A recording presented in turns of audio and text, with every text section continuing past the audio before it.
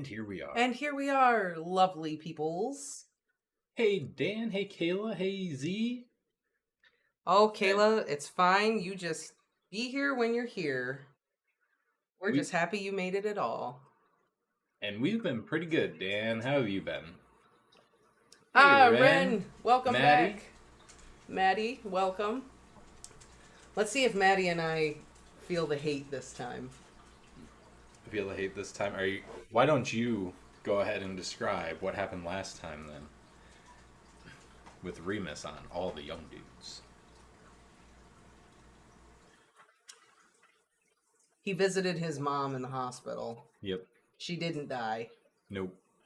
But we do have a feeling. She keeps talking about how great of a father in person Lyle Lupin was, but then apparently she said he called him a bastard at the end of the last chapter. So we've got some mystery there. And Can you be a bastard and a good person? Let's ask Jon Snow. Sirius and Remus made up. Was that last time? I think it happened like 3 times in the last 5 chapters. I don't remember. Well, thank you, Maddie. I did just get it cut last week, so thank you. And Dan, that is awesome. I really want to go to a Renaissance fair. I do too. We could go this year. Is there one around it? There's one in Sterling, PA. Let's do it. All right. BIBLIOBIBULI in Sterling, PA sometime. 2022. Let's do it. Whenever it is. I have to look it up. When is the Renaissance? I feel like with the beard and the long hair right now, I could definitely cosplay as like Jon Snow or Eddard. I look way too modern now to cosplay as anyone. I need a wig. Well, you got the short. You could be like Arya. Yeah, I guess so. I could tie it up or braid it up and have like warrior woman hair or something. Yeah. Could do like a Viking thing. There you go.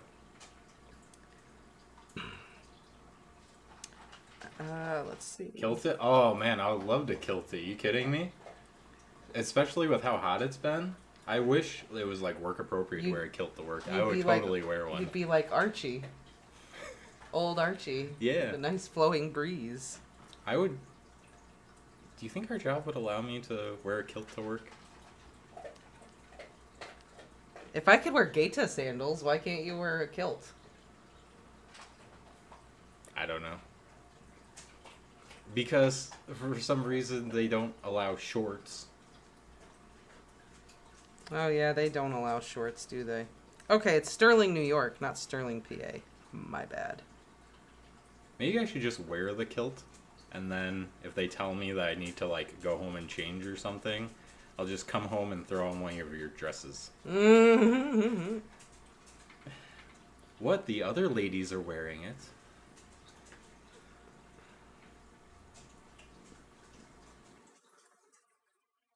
Well, you can buy tickets online, and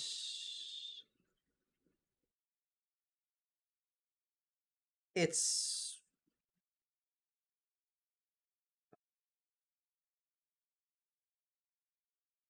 It's the Renaissance Fair? I was like, tickets for what? the Renaissance Fair in New York. It's running now.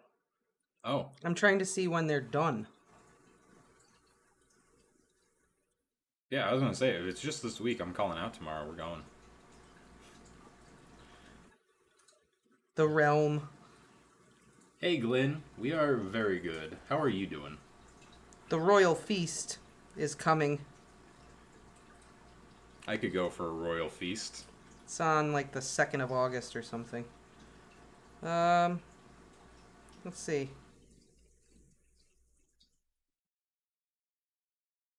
Can I sign up for a joust? Can I do a joust? Tickets are pretty cheap. Hang on. I'm just saying, if we do go to the Renaissance Fair, the stream after that, you might see me in full armor. Let's see.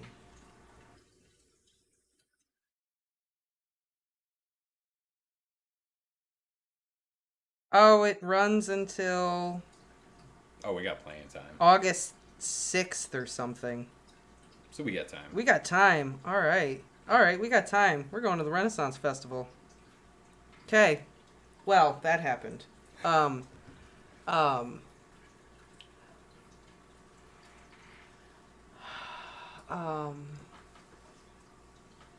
Oh, really? yeah, Glenn. Katie was telling us how hot it's been, that there's heat wave warnings and everything. It's been over 100 degrees. Like, That's insane. It's been very hot here, but not that hot. It's in the upper 80s today and very humid, as you can tell. Which comes back to Dan's great idea, kilting it up. Yeah. Yeah. I might have to. Oh my kilt it. God. Scotch eggs. We could get Scotch eggs. I can make Scotch eggs. I know, but I know it tastes better when you don't have to make it. yes. But yeah, that was pretty much all that happened. Was I think they made up. Peter had an idea for the prank. I forgot what the idea was, and I thought it was making everyone float.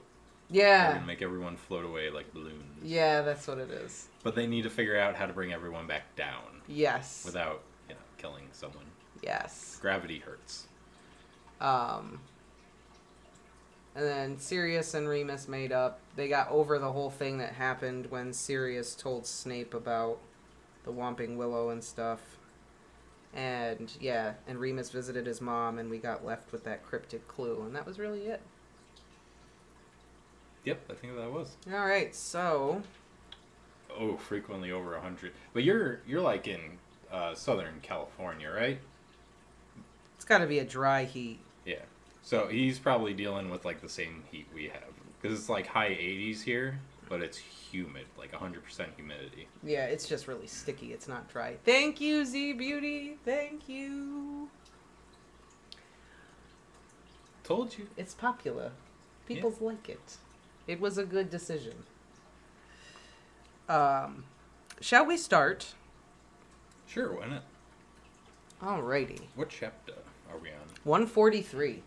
All right. So we're getting there, guys. We are going to finish this story. Not today, but we are going to finish this story. Mm-hmm. And probably by Thursday I'll have the next 10 chapters up with just the audio.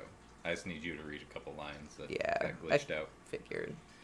So we'll see how many we can get done this week, because we are going to do 3 streams this week for our lack of production last week. Mm-hmm. And we will get a couple of chapters of Clash of Kings out as well. Yeah. I will read some probably tomorrow. Okay. And anyway, so let's do this. Chapter 143, 7th year. Breakdown. If I seem a little jittery, I can't restrain myself. I'm falling into fancy fragments, can't contain myself. I gotta break down, yeah. I gotta break down, yeah. Friday, 24th of March, 1978. 3 a.m. Remus rolled over again. He couldn't sleep. He was too hot with the duvet on, too cold if he pushed it off. His legs kept getting all tangled up in the bed sheets, his pillow had lumps in it, and somewhere in Gryffindor Tower a tap was dripping, which was driving him insane. On top of all this, he just didn't feel tired. He sighed heavily and rolled over again. Beside him, Sirius groaned. "Moony, you are my best friend, and I would probably dive in front of a curse for you, but if you wake me up one more time, then I cannot be held responsible for my actions." He said all this without opening his eyes. "Sorry," Remus whispered. "I think it's the moon. I can't sleep." Sorry." He got out of bed. It was no use keeping them both up. Outside the bed curtains, in the early morning gloom of their bedroom, Remus stood at the window for a while. It was a clear night, and the moon was almost full. Just one slither missing. He wondered if he'd ever seen a full moon with his own human eyes. Perhaps he'd been too young to remember. The forest beneath the moon was black with shadow, and it seemed unbelievable to Remus that in only a few hours he and his friends would be running through those dark, mysterious trees as if it were their own personal playground. Just now it looked terrifying, a great black pit that could swallow you whole. Only 4 more moons at Hogwarts. And then what? He put that thought away for another time. Remus looked at his own empty bed unenthusiastically. The curtains hadn't been drawn for weeks because he never slept there, only used it for homework. As a consequence, it was covered with books, broken quills, chocolate wrappers, scrunched up balls of paper. Even if it had been tidy, the sheets looked somehow cold and uninviting in the moonlight. He'd have sighed again, but he didn't want to make any more noise. There were some biscuits in the common room, a tin of Garibaldi's from Mrs. Potter. If he took his book and his fags, he could have quite a pleasant few hours before he finally fell asleep, or it was time for breakfast. His stomach growled, and that was the decision made. He pulled on a pair of socks. They were Peter's, actually, but he never minded lending stuff like that too much. Picked up his wand and his book, and crept down to the common room, careful to step over the squeaky stair as he did. As Remus pushed open the door to the common room, he realized too late that he was not alone. The fireplace was roaring, and the lamps round the couches glowing warmly. A figure was curled up on the largest red velvet settee, draped in a thick maroon blanket, with just a black plait poking out at the top. In the armchair, clutching a mug of warm Ovaltine, staring fixedly at the fire, was Marlene. She looked up as he entered, and Remus had no choice but to smile affably and approach her. As he neared, he could see that her eyes were dark and heavy, her cheeks red and tear-stained. "Hi," he said low so as not to wake Yaz.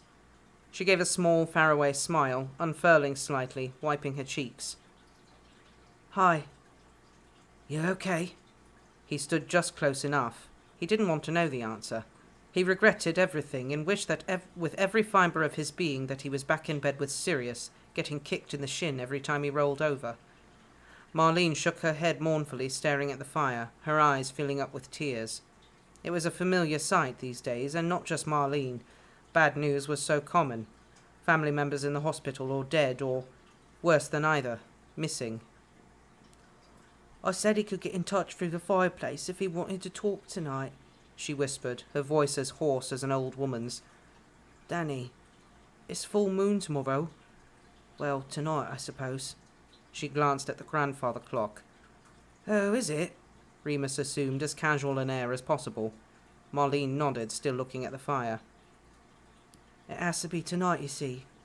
He's going to the ministry tomorrow, and they'll lock him up in the cells there. I wanted to go home for it, but he says there's nothing I can do." "I suppose there isn't." Remus's stomach was clenching so hard he wanted to double over. He was so nervous and jittery already. "He'll be okay," he tried, hoping he sounded kind.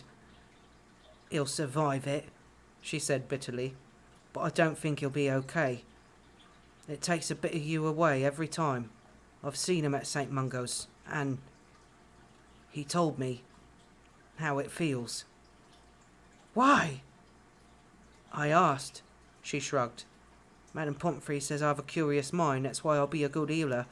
I wanted to know so I could help. But he was so down after the last month, so weak." "I'm sure being there for him helps," Remus tried. Marlene wiped her eyes again with her sleeves. "It just don't seem like enough." She sighed heavily, and her focus seemed to return a bit. She looked at him properly for the first one. "Sorry, love. Everything okay with you? What are you doing up?" "Oh, just couldn't sleep." He raised his book to demonstrate. "Me neither. I knew Danny probably wouldn't try to get through, but I couldn't go to bed just in case. Poor Yaz tried her best." She gave the girl sleeping on the couch an affectionate look. "She's too good for me by half." "Personally, I don't think anyone's good enough for you," Remus said, though it wasn't him speaking, not really. Those were Sirius's words. He'd noticed himself sounding more and more like Sirius, and found he didn't mind it. Anyway, it made Marlene smile again. "Lovely boy. she said softly. Sit down, eh? You're making me nervous hovering like that. He sat awkwardly on the sofa opposite Yaz. Marlene sat up, stretching as though her back hurt, and she unfolded her legs from beneath her. As she unfolded her legs from beneath her, a quill fell onto the floor. Oops. She leaned over to pick it up. I was trying to write him a letter, but I don't know what to say. She pulled the blank parchment out from the side of the armchair cushion. Remus sat stiffly with his book on his lap. Is it really a cell they put him in, at the ministry? He asked, unable to contain his grim curiosity. She stood up to stretch more and nodded. Yeah, Mum wouldn't tell me about it, which means it must be bad. Mum says it's better I don't know too much. Remus kept his mouth shut, not trusting himself. Marlene tilted her head sympathetically. I'm so sorry, Remus. I didn't even think. I feel awful to be whinging to you about this, given your situation. What? He stared up at her, his heart skipping a beat.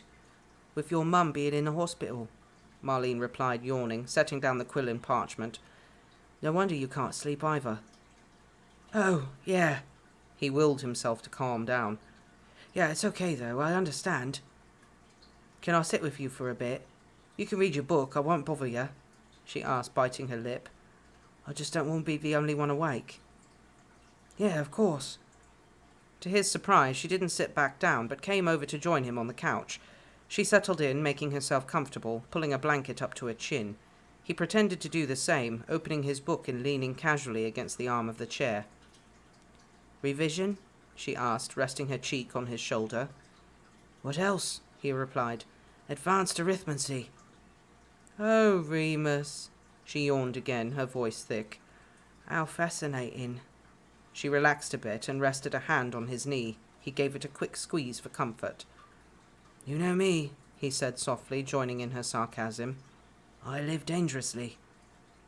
She gave a quiet chuckle, her eyes closing. He read and felt her heartbeat steady, her breathing even out, and in only a few minutes she was fast asleep, a dead weight curled up against him. He didn't mind. It was quite nice. Remus stopped reading after Marlene had fallen asleep. He gently closed his book and just sat pondering for a while. He could smell the salt of her tears dying on her skin and the anxiety in her blood.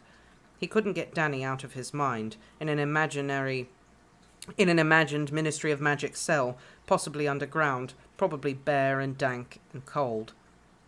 The pain would be a real shock if you'd never experienced it before, Remus thought. He could well imagine that the second full moon would feel even worse, because you'd know that what was coming. No wonder Danny didn't want to talk about it. If what Marlene said was true, then her brother had no one else to ask about it. No one to tell him if you tried to fight the transformation, if you tried to brace yourself against it, then it only hurt more. That Murtlap essence was best for the initial cuts, but if you used Muggle disinfectant too, then the skin would knit back together neater. These were the things that Remus wasn't sure if anyone knew. About the scent of magic, or how you could draw from it, how it made you stronger as long as you could channel it right. How being a werewolf meant lots of things, and not all of them awful. No closer to sleep, Remus reached for the blank bit of parchment and began to write. I feel my brain like porridge coming out of my ears, and I was anticipating reverie. Taking leave of my senses and I'm in arrears. My legs buckle over, I'm living on my knees. I gotta break down, yeah. You give me breakdown, yeah. I'm gonna break down, yeah. Friday, 24th of March, 1978. 5:30 p.m.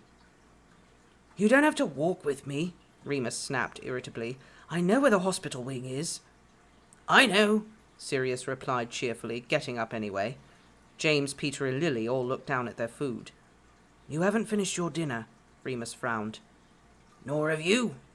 That's because I don't want to puke all over myself when the crippling agony hits, Remus muttered darkly. Sirius glanced down at their friends, staring stalwartly at their empty plates. Come on, Mooney. Let's go, he said a bit more gently. Remus shoved his hands deep in his robe pockets and strode quickly out of the great hall, forcing Sirius to jog jog slightly to keep up. "Hey!"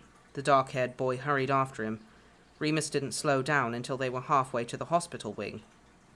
"Okay, I get it. You were in one of your dark moods," Sirius puffed. "I'm always in a dark mood," Remus tutted. "You ought to stop smoking. How are we going to beat Slytherin if you're so out of breath you can't keep up with me?" "You can talk," Sirius straightened up. "This is the first time I've seen you without a fag in your mouth for weeks. Anyway, what's wrong?" "Really? You have to ask." Remus sped up again. Okay. Sirius grabbed his arm to slow him down.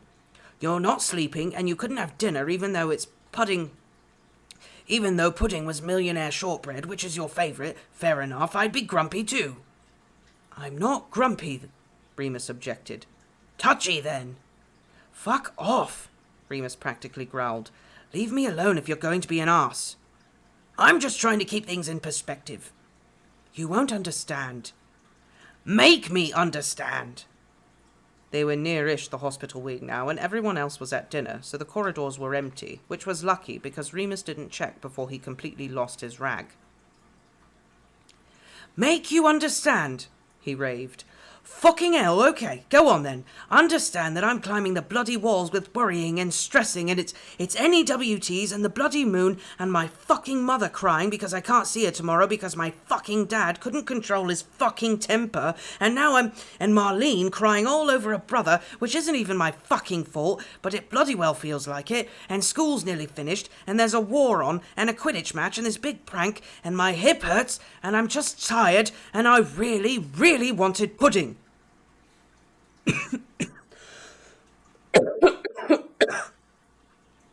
He felt foolish once it was over, but a bit better too, like there'd been a balloon inflating in his chest all this time, and it finally popped, giving him space to breathe again.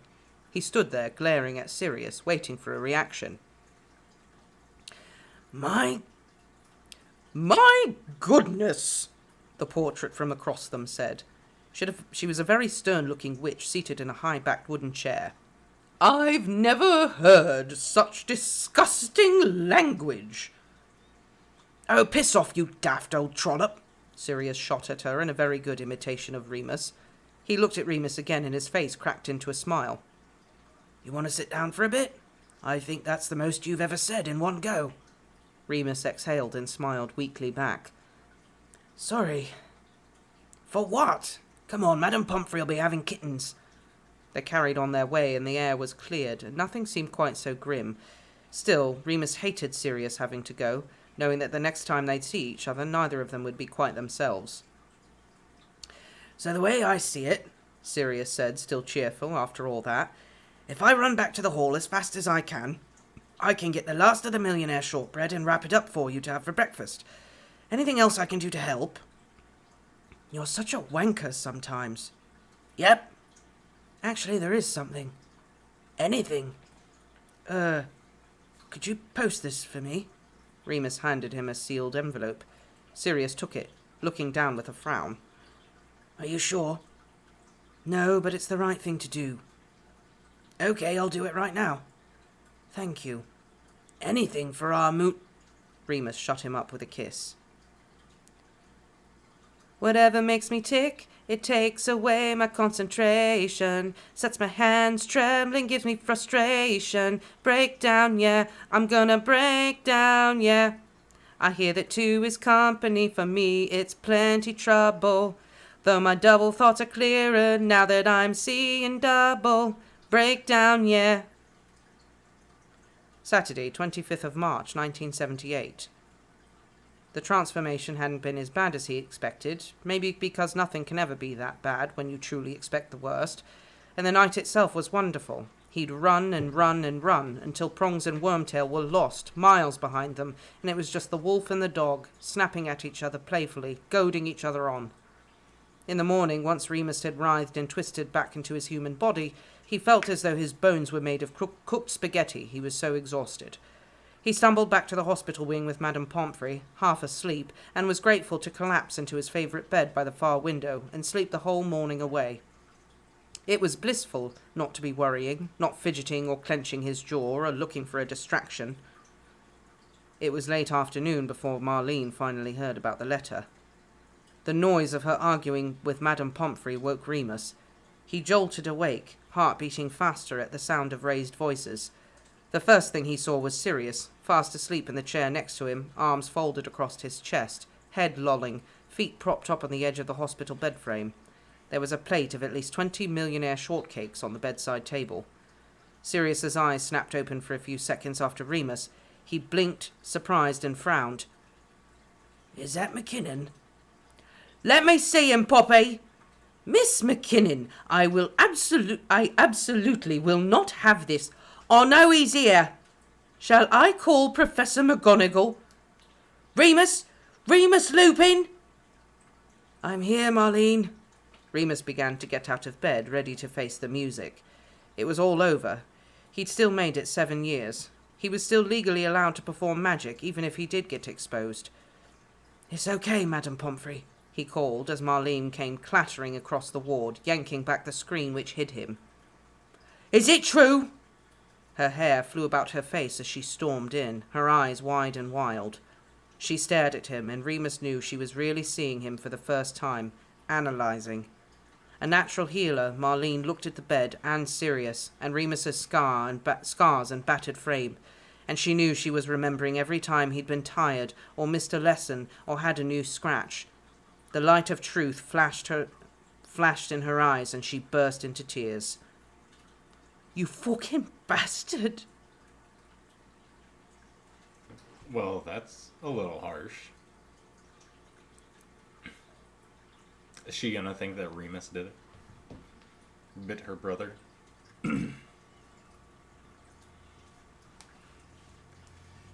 I guess we'll have to see if this turns into something better, or if angsty Remus is back. I mean, for another angsty Remus 30 was chapters. kind of back in this chapter. He was. But it was the full moon. And that has been a consistent thing where he gets cranky around the full moon. That's true. That's understandable. So... Dan just noticed that the shirt is our shirt. Yes. Dan, you can buy one if you want to. Hello, Marcielo. How are you? Hello, Marcelo. You know, yeah, maybe all the see, Dan, I would like to think that it's going to culminate in this big thing where it's Remus realizing he can't suppress the wolf and everything, and that's what's been causing all the angst. But I don't think so. it's been going on a little bit too long now. Like you missed the mark there. You missed your timing. Yeah. I think my leg. Gotta get my leg over. I think the full moon is not a good excuse. I guess at least he let his feelings out this time. Yeah. But where can they go to buy shirts? You can go over to our Teespring. Hold on. Just in case anyone does want to buy a shirt, we are we do have merch. We have other designs as well, but they're just not ready. Well, But one actually is. That should be up pretty soon.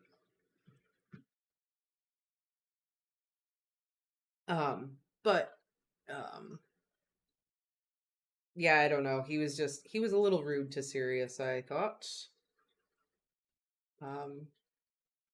This go around.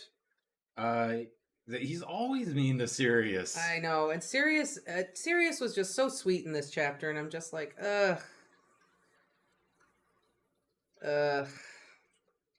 But it wasn't too bad in this chapter, so I'll let it slide a little bit. And he did,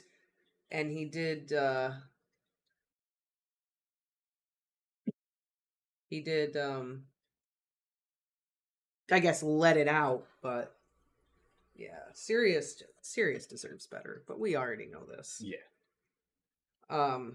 Let's just see what happens next. I don't know. I wasn't really, and this was kind of an okay chapter. The link is in our video descriptions. I think I forgot to put it in like maybe the last few because I went back. The last few don't have it, but yes, if anyone is interested in stuff. actually, Did we lose subscribers? no. Oh. Thought we had more than that. I haven't had a chance to go in and answer any comments or anything lately. Maybe I should do that. Oh yeah, I didn't put it in the description of the live stream though, so that's why.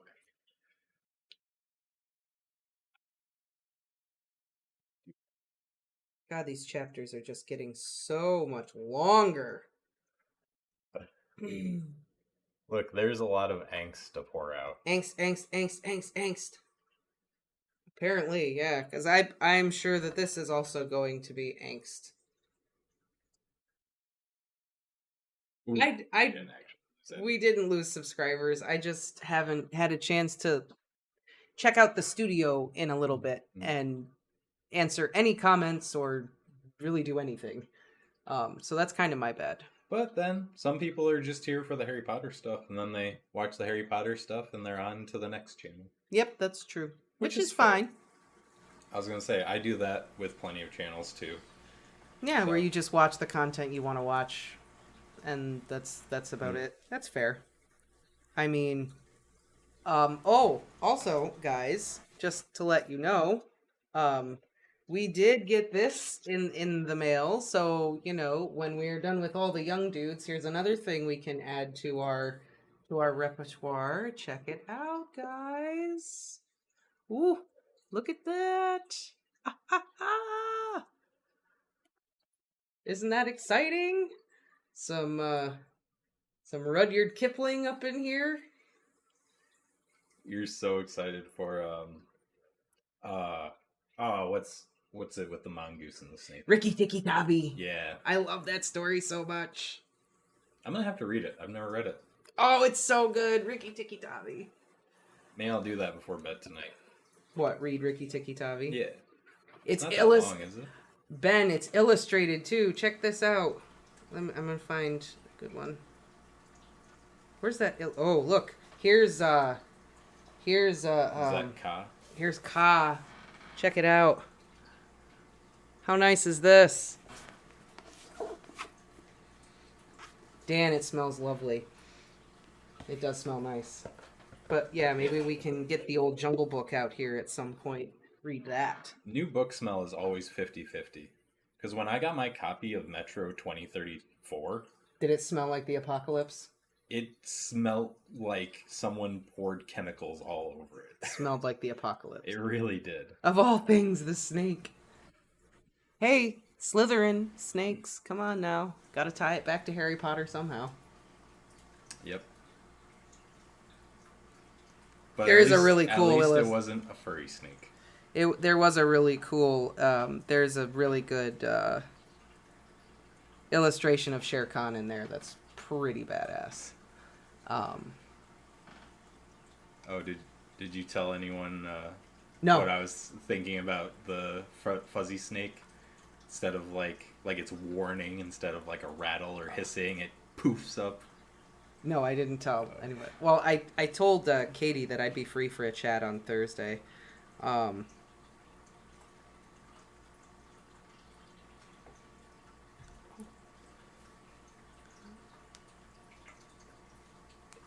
love the illustrations in the book are awesome too, just because they're very like fine art detailed, but they almost have a comic book-esque style to them.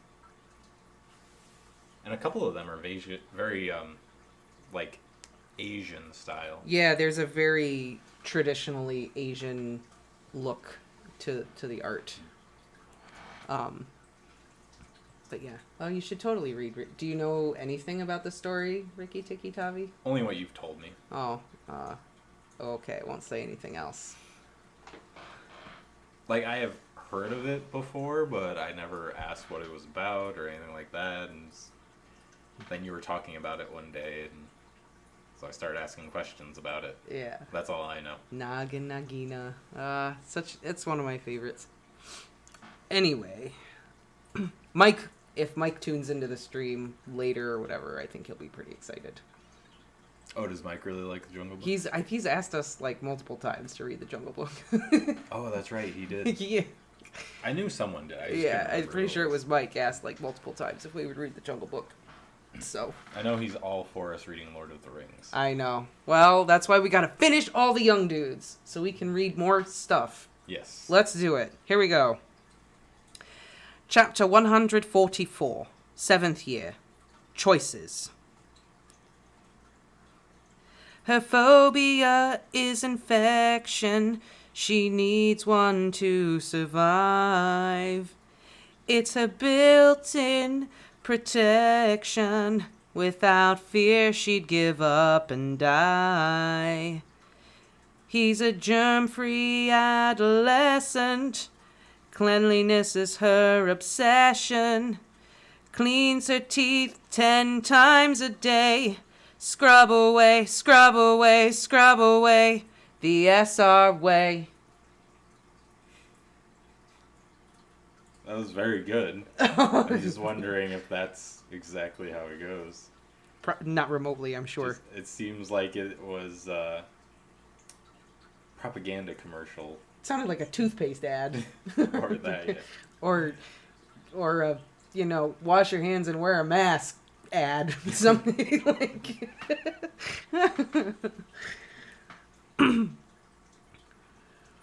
You fucking bastard! Oi! Sirius was on his feet at once.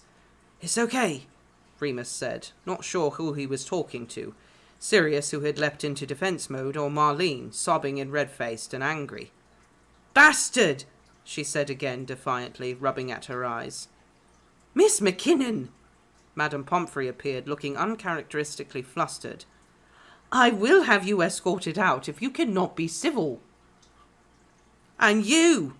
Marlene turned on her. You said you didn't know anything about it. You said you'd never worked with one before. Don't blame her, Marlene, please, Remus said, sitting down on the bed again, feeling a bit woozy. She was only trying to protect me. How long? Marlene spun round and glared at him again. Since I was 5. Bastard! Marlene, please. She flung a piece of parchment down on the bed. It was a letter, folded up and a bit dog-eared from all the fuss. Remus reached for it with shaking hands. Marlene stood there, stone-faced, waiting for him to read it. He unfolded it and looked down, and tried his hardest. Most of the time now he had no trouble at all reading, but he was still very tired and so nervous that all of a sudden he felt 11 years old again, the letters seeming to shift and change as he tried to make sense of them. Sorry, he shook his head. Sorry, I've got a headache. What does it... Sirius took it from him, and in doing so placed himself conspicuously between Remus and Marlene. He cleared his throat, frowning a bit. It's from Danny McKinnon. Bloody hell, Mooney, what have you done? Please just tell me what it says. Remus shook his head, leaning forward and cradling his forehead in his hands. He really was getting a headache. Marlene was tapping her foot impatiently, and Madame Pomfrey was still hovering, obviously unsure whether or not to pull rank on the situation. Remus scanned the page, much more comfortable with all the attention. He says, "Thank you," he said. What? Remus looked up, squinting. Well, that's the gist, Sirius replied, still reading. He received a letter when he arrived home this morning from one of Marlene's friends who claims to be a werewolf. It had a lot of useful advice and he'd like to meet you. He says he won't tell anybody and he has no idea who you are anyway. But I do, Marlene said. She'd stopped crying now and her voice was a bit calmer, but Remus could feel the heat of emotion radiating from her. Yeah, Remus nodded, his neck stiff. I knew you'd work it out. And you sent the letter anyway? She faltered for a moment. I wanted to help, he shrugged. There was a long pause. Remus would have liked to lie down, but felt it would have not been well received. Dumbledore knows? And McGonagall? Marlene was speaking much more quietly now, as if she could hardly believe it. Yes. It's so dangerous, she whispered. You could have killed someone. No, Sirius said, hands on his hips. It's all been perfectly safe ever since first year, hasn't it, Poppy? Remus would never hurt anyone. Remus wouldn't. Marlene met his eyes. But the wolf might. I haven't. Not ever. Remus felt the need to confirm. We've done everything possible. Are you registered? She snapped. Well, almost everything possible, he conceded. And you just wanted to get to help Danny. You weren't trying to, I don't know, get him on his side. Get him on side. What side are you talking about, McKinnon? Sirius stepped forward threateningly. Mooney's on our side. He's your friend. I thought he was, Marlene replied. She wasn't afraid of Sirius. She could best him on the Quidditch pitch any day, and Madame Pomfrey was standing right there. I had to keep it a secret, Marlene, Remus pleaded, the tension too unbearable. I had to, otherwise I could have never come to Hogwarts at all. You know what it's like when there's something different about you. You know what people are like. He met her eye as he said this, and saw her turn cold with fear as it dawned on her exactly what he was alluding to. How dare you, she said. How dare you? No, I didn't mean... He held up his hands, but it was too late.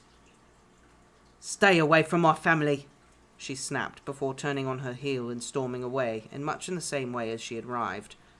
Remus exhaled. He didn't really feel afraid, though he had no idea what Marlene planned to do next. He wondered vaguely if he could do his NEWT exams by correspondence, or if the Potters would let him stay at theirs without James or Sirius being there.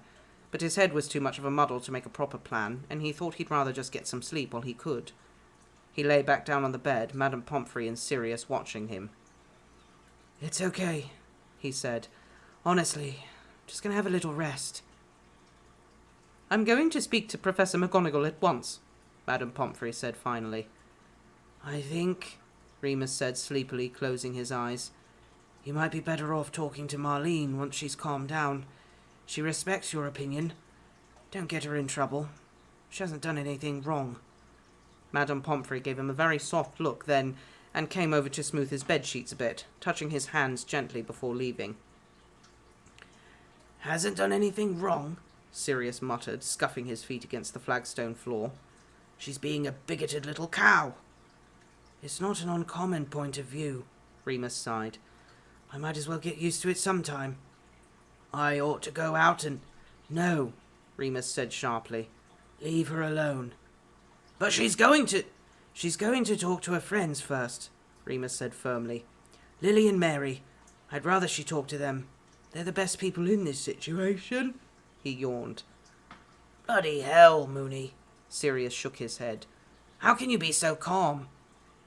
I'm knackered, Remus replied, and it was the last thing he said for hours. The thing was, whichever way it went, Remus couldn't see much of a future for himself at Hogwarts anyway.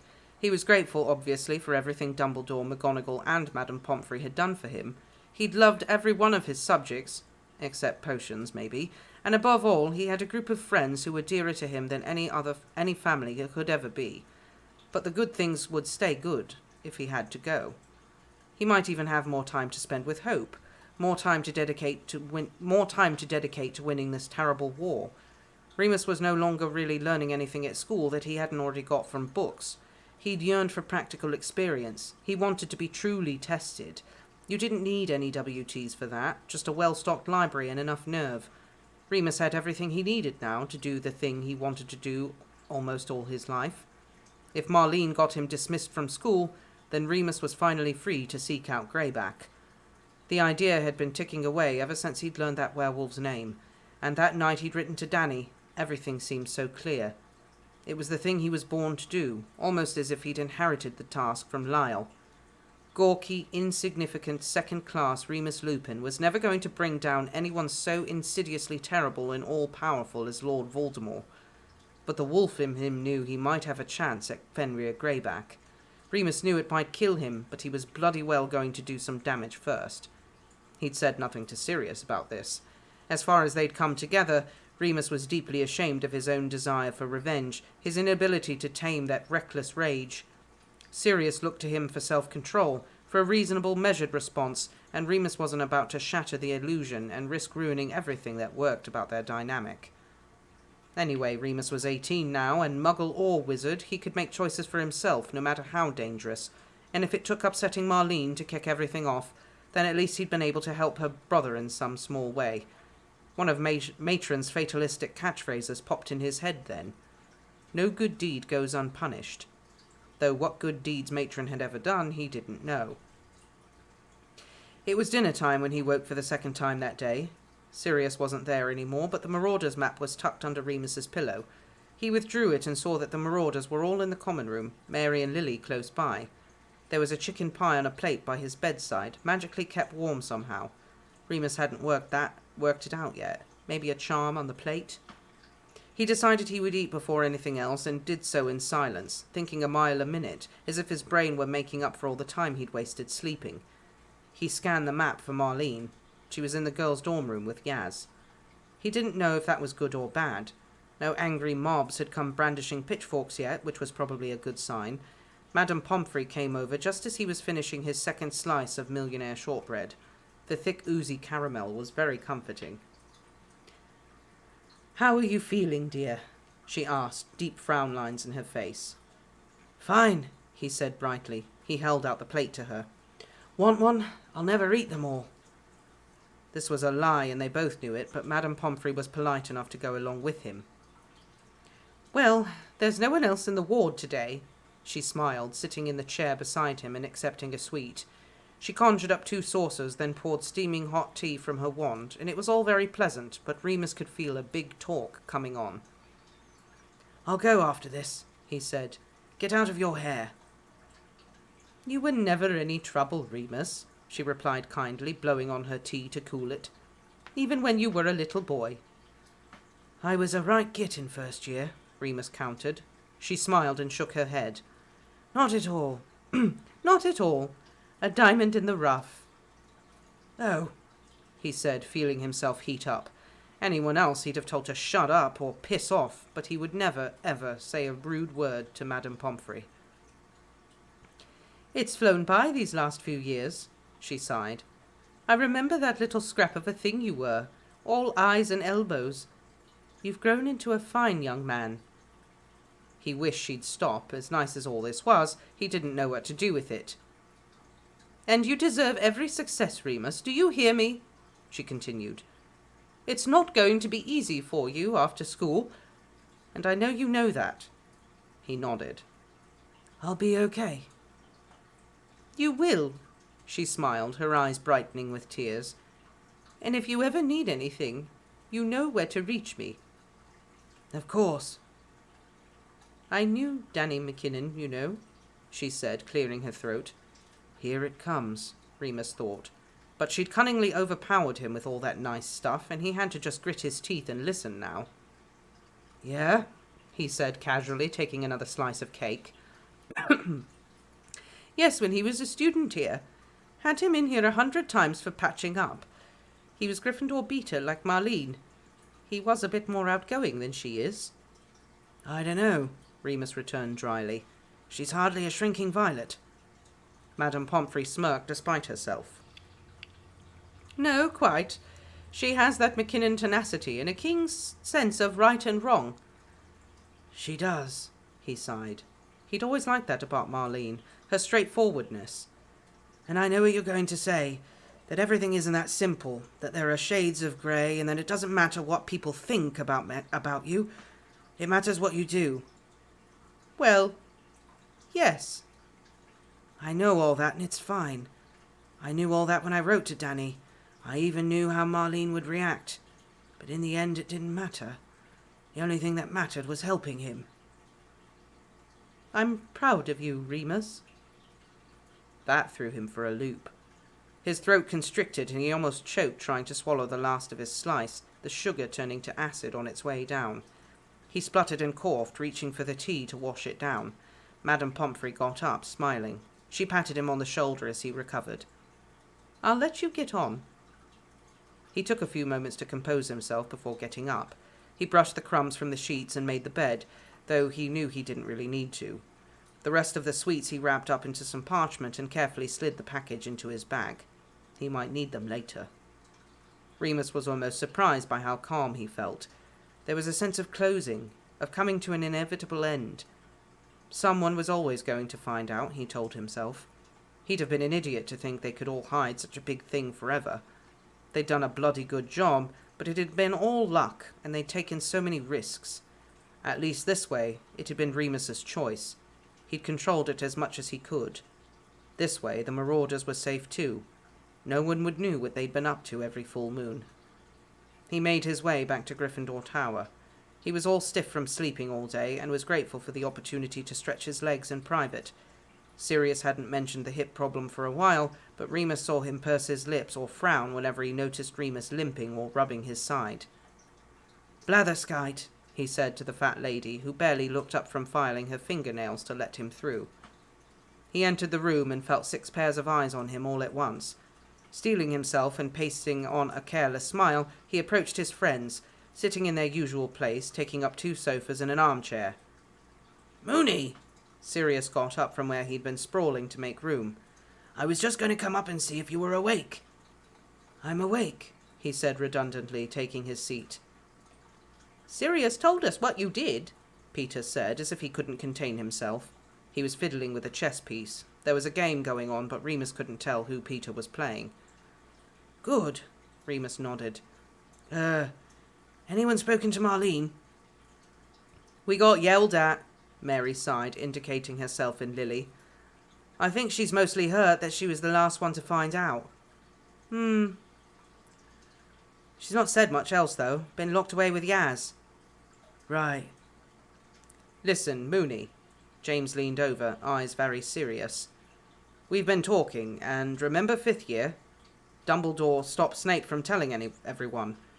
He can stop Marlene, too, if it comes to that." "He might."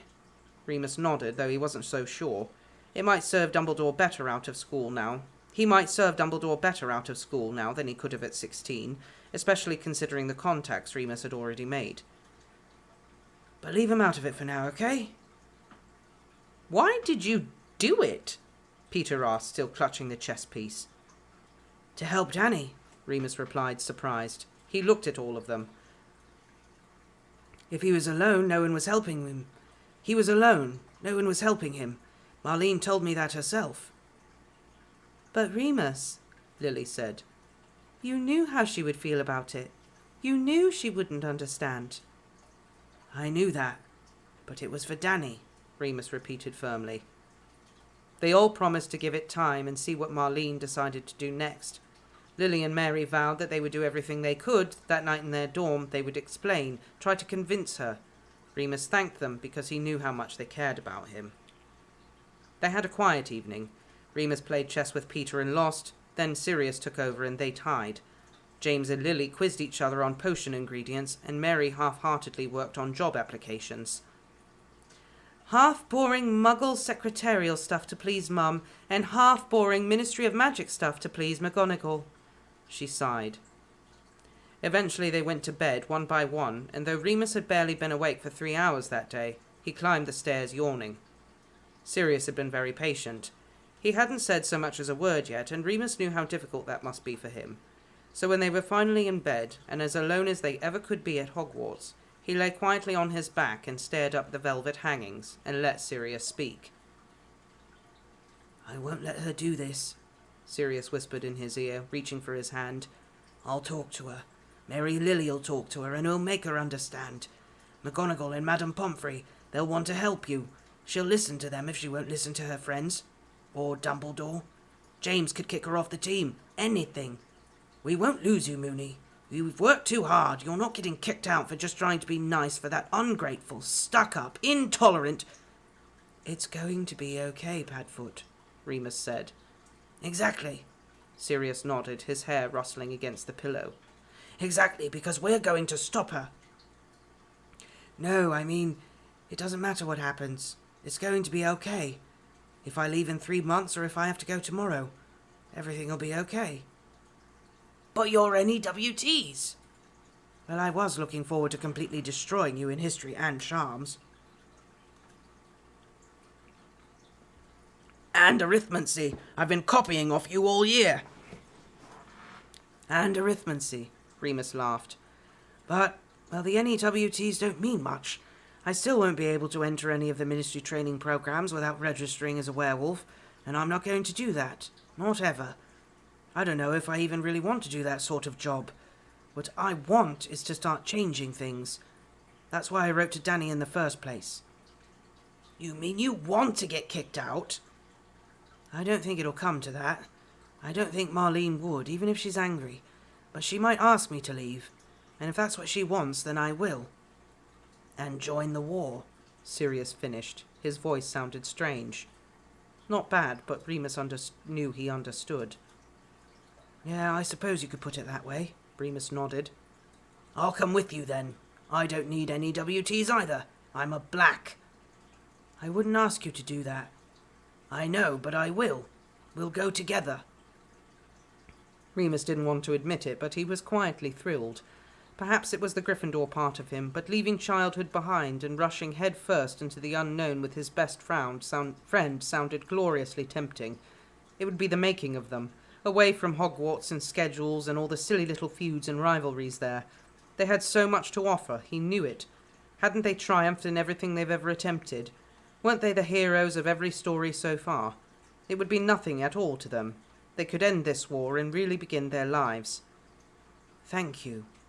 He rolled over to kiss Sirius. He kissed his lips and his hands, slid under his nightshirt, and he kept kissing him, his lips, his neck, his jaw.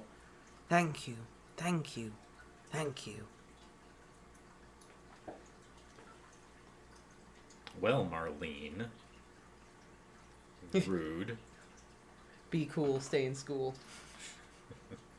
I've missed a few chapters. Lots happening. Yes, Ren, lots happening. But you've missed a few chapters, and I can honestly say that of those chapters, quite a bit of it was just Remus being sad. We hit the filler episodes. Yep. Could kind of do with or without them. That's right. Some things never change. Especially with Remus. And yeah, tying it chest is kind of a stalemate. Because yeah, I've gotten to that point a few times. Each side has like a king and a pawn left, or just the king and one other piece. Just moving back and forth. Endlessly. Yeah. Yeah, I know. Like you probably could end up figuring out a way to trap them, but still. If Remus had just told Marlene before Danny, probably would have been fine. I think she still would have had a freak out, but maybe not as bad. Yeah. Yeah. Also, some definite metaphors for, like, coming out of the closet. Yeah. Again. Yeah.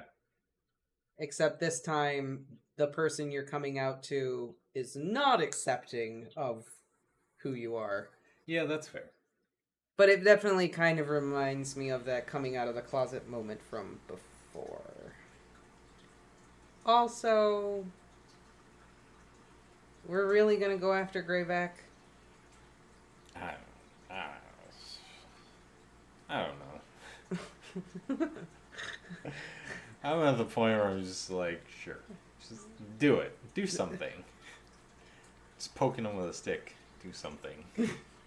Do something other than angst. Yes. I mean, the Madame Pomfrey stuff was good. I actually thought that was written very well. That's like the part of the chapter I genuinely liked. I thought that was really good. Because that actually makes sense canonically that they would have that relationship and she would feel that way. Yeah.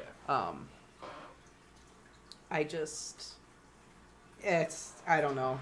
Like, we're really going after Greyback? Okay. He's been saying it for... Over 100 chapters? Yeah, I was going to say like 100 chapters. I know, and we're still on this. And this whole, like, I don't care, it's going to be fine. I'm going to join the war. Also, and I think Katie might make this point. The way that Remus just nonchalantly is like, Dumbledore wouldn't care anyway. I'd be more useful to him out of school than in school. Like, Dumbledore he just paints Dumbledore as like this really callous, calculating dude. And that's not who Dumbledore is, and it really throws me off. Well, He's not cold kind in of. that way though. He well, makes he those is decisions, if it's for the greater good. but those are painful decisions for him. He cares about the people that he's doing He this cares to. about Harry. We don't know if he cares about Remus. He hasn't even talked to Remus. But I just think Talked to him like twice. But at this point, Dumbledore cares about his students and Oh, the yeah. school, and Remus is still his student. Yeah. So for him to be like, "Oh, Dumbledore probably wouldn't care," blah, blah, blah, blah. Like, no, Dumbledore probably will care. You're still his student. You are his charge. That like, And it's just bad PR. Had a Like- werewolf at the school this whole time. I just feel like they're not getting Dumbledore right here. It just is off. Remus's perception of Dumbledore is just... I will give it to the author. I've said it before. I think that's why she left out a lot of the Other characters. the big characters, because I think she made the right decision in doing that. Yeah, You know, have them come in here and there, but don't try to. write them. Yeah. Marlene is behaving like a jerk considering all the compliments she gave him the night before. Sweet boy. Yada yada. Yeah, Marlene is being a bit of a jerk. Yeah, I think she overreacted a little bit. I Yeah. can see her being upset, but she'd overreact kind of. I don't know. That was like the thing that really threw me was just the Dumbledore thing. I'm like, Dumbledore, yeah, I don't know. I don't think Dumbledore would react that way. I don't think Dumbledore would. Yeah, I don't know. And I think Katie would agree with me on that. We'll see what she says when she watches the stream. But I don't know. I mean, Remus does make a good point, though. Like, what if the greater good is having him infiltrate the werewolves and stopping them?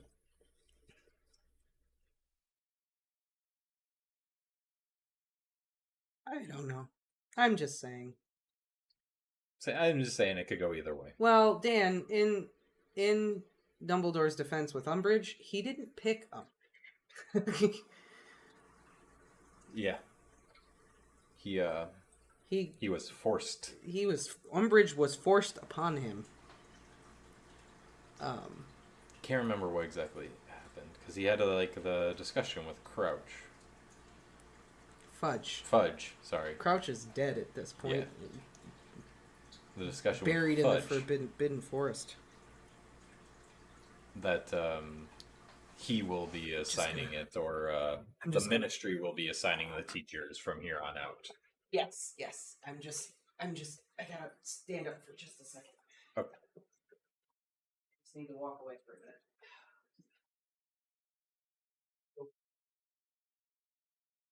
Could you grab me a glass of water while you're up? Well, you can do what you gotta do first.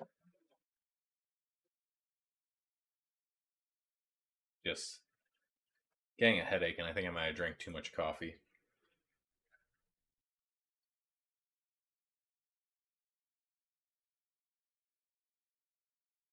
That's right. Dumbledore couldn't find anyone else.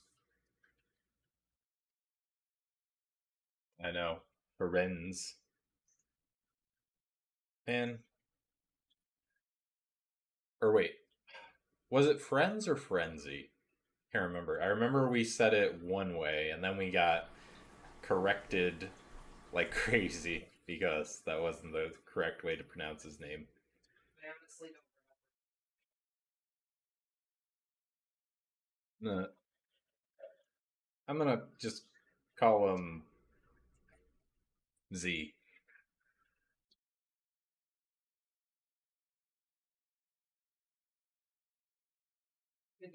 Molly? Like Molly Weasley? Defense Against the Dark Arts? Here. I mean, oh, thank you. I mean, I don't know. Why isn't there a culinary class? There could That's be. what- We don't know. I want to know. There could be. I guess we don't they're. know what people do. We don't know what like electives and stuff people take. That's true. We didn't know about the nursing program. Maybe there is a culinary program. Maybe Dobby starts that. Dobby is the culinary, or well, he was. Maybe Creature. Creature starts the culinary program at Hogwarts. I just think, well, I think Katie and I have talked about this before. I don't think there's a lot of that stuff. I think there's like apprenticeships where you go and learn that stuff and they teach you all those spells. But I mean, as far as like electives and stuff goes, it's like you could take private lessons with somebody, or maybe there are electives, but we wouldn't know because the story is about Harry, not Evan Johnson, Gryffindor, who wants to be a wizard chef. Fair enough. I'm just saying, everything that they've talked about with Molly, she would have been a great culinary arts teacher. A home ec teacher. Because that's like stuff I would really want to learn. Just, yeah. Automatically cook food. Yeah, how can I make my knives chop everything up and put it in the pot and cook my stew for me? Right. But I don't 100% see the defense against the dark arts for Molly. I mean, she bitch slapped Bellatrix for sure. But But she also lost it at the Boggart. Was that a lucky shot? You know, there was a lot of anger. She also lost it when the Boggart came. Yeah. Couldn't do it, so. Oh, did I leave my phone over there? Oh, God, that was stupid. I was dumb. Try to stand up again without flashing everybody.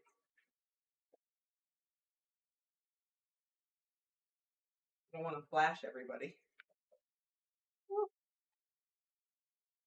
Yes, I don't think YouTube content screeners would yeah, like that. they would not approve of me flashing the audience.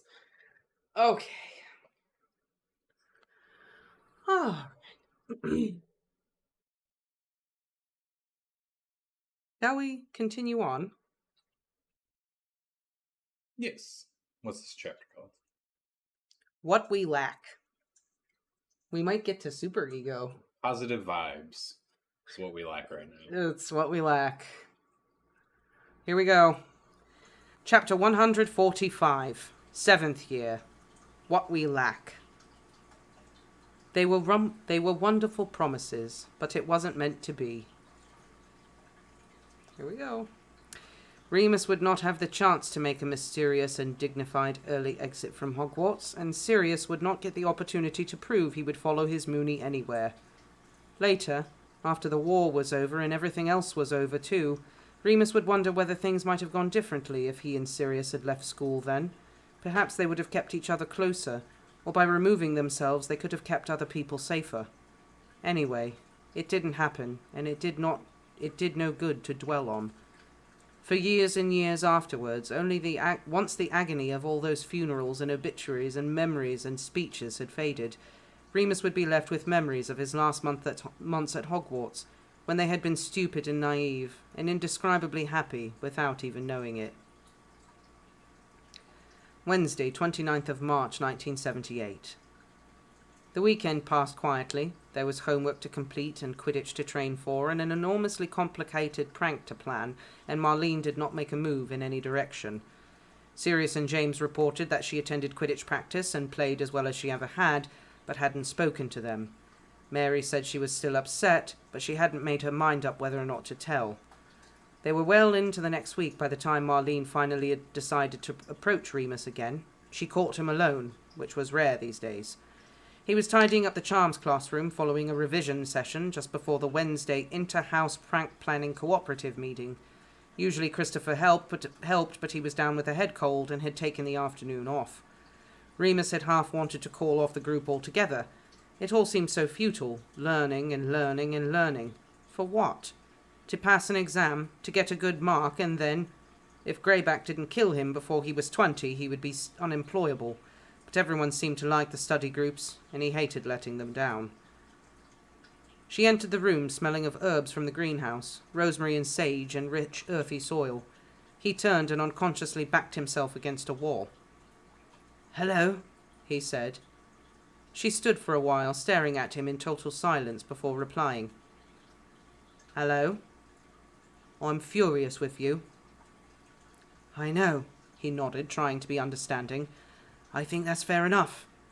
Are you ready to talk about it? No, she shot, folding her arms. She glared at him and he averted his eyes like a supplicant, begging for forgiveness. He heard her fidget a bit and sigh impatiently. But Danny says I have to. Remus consciously avoided smiling, but couldn't ignore the flood of relief he felt at those words. He looked up carefully. You've spoken to him properly, then? Yes. He said he tried the Murtlap essence combined with Muggle TCP and he's healing faster.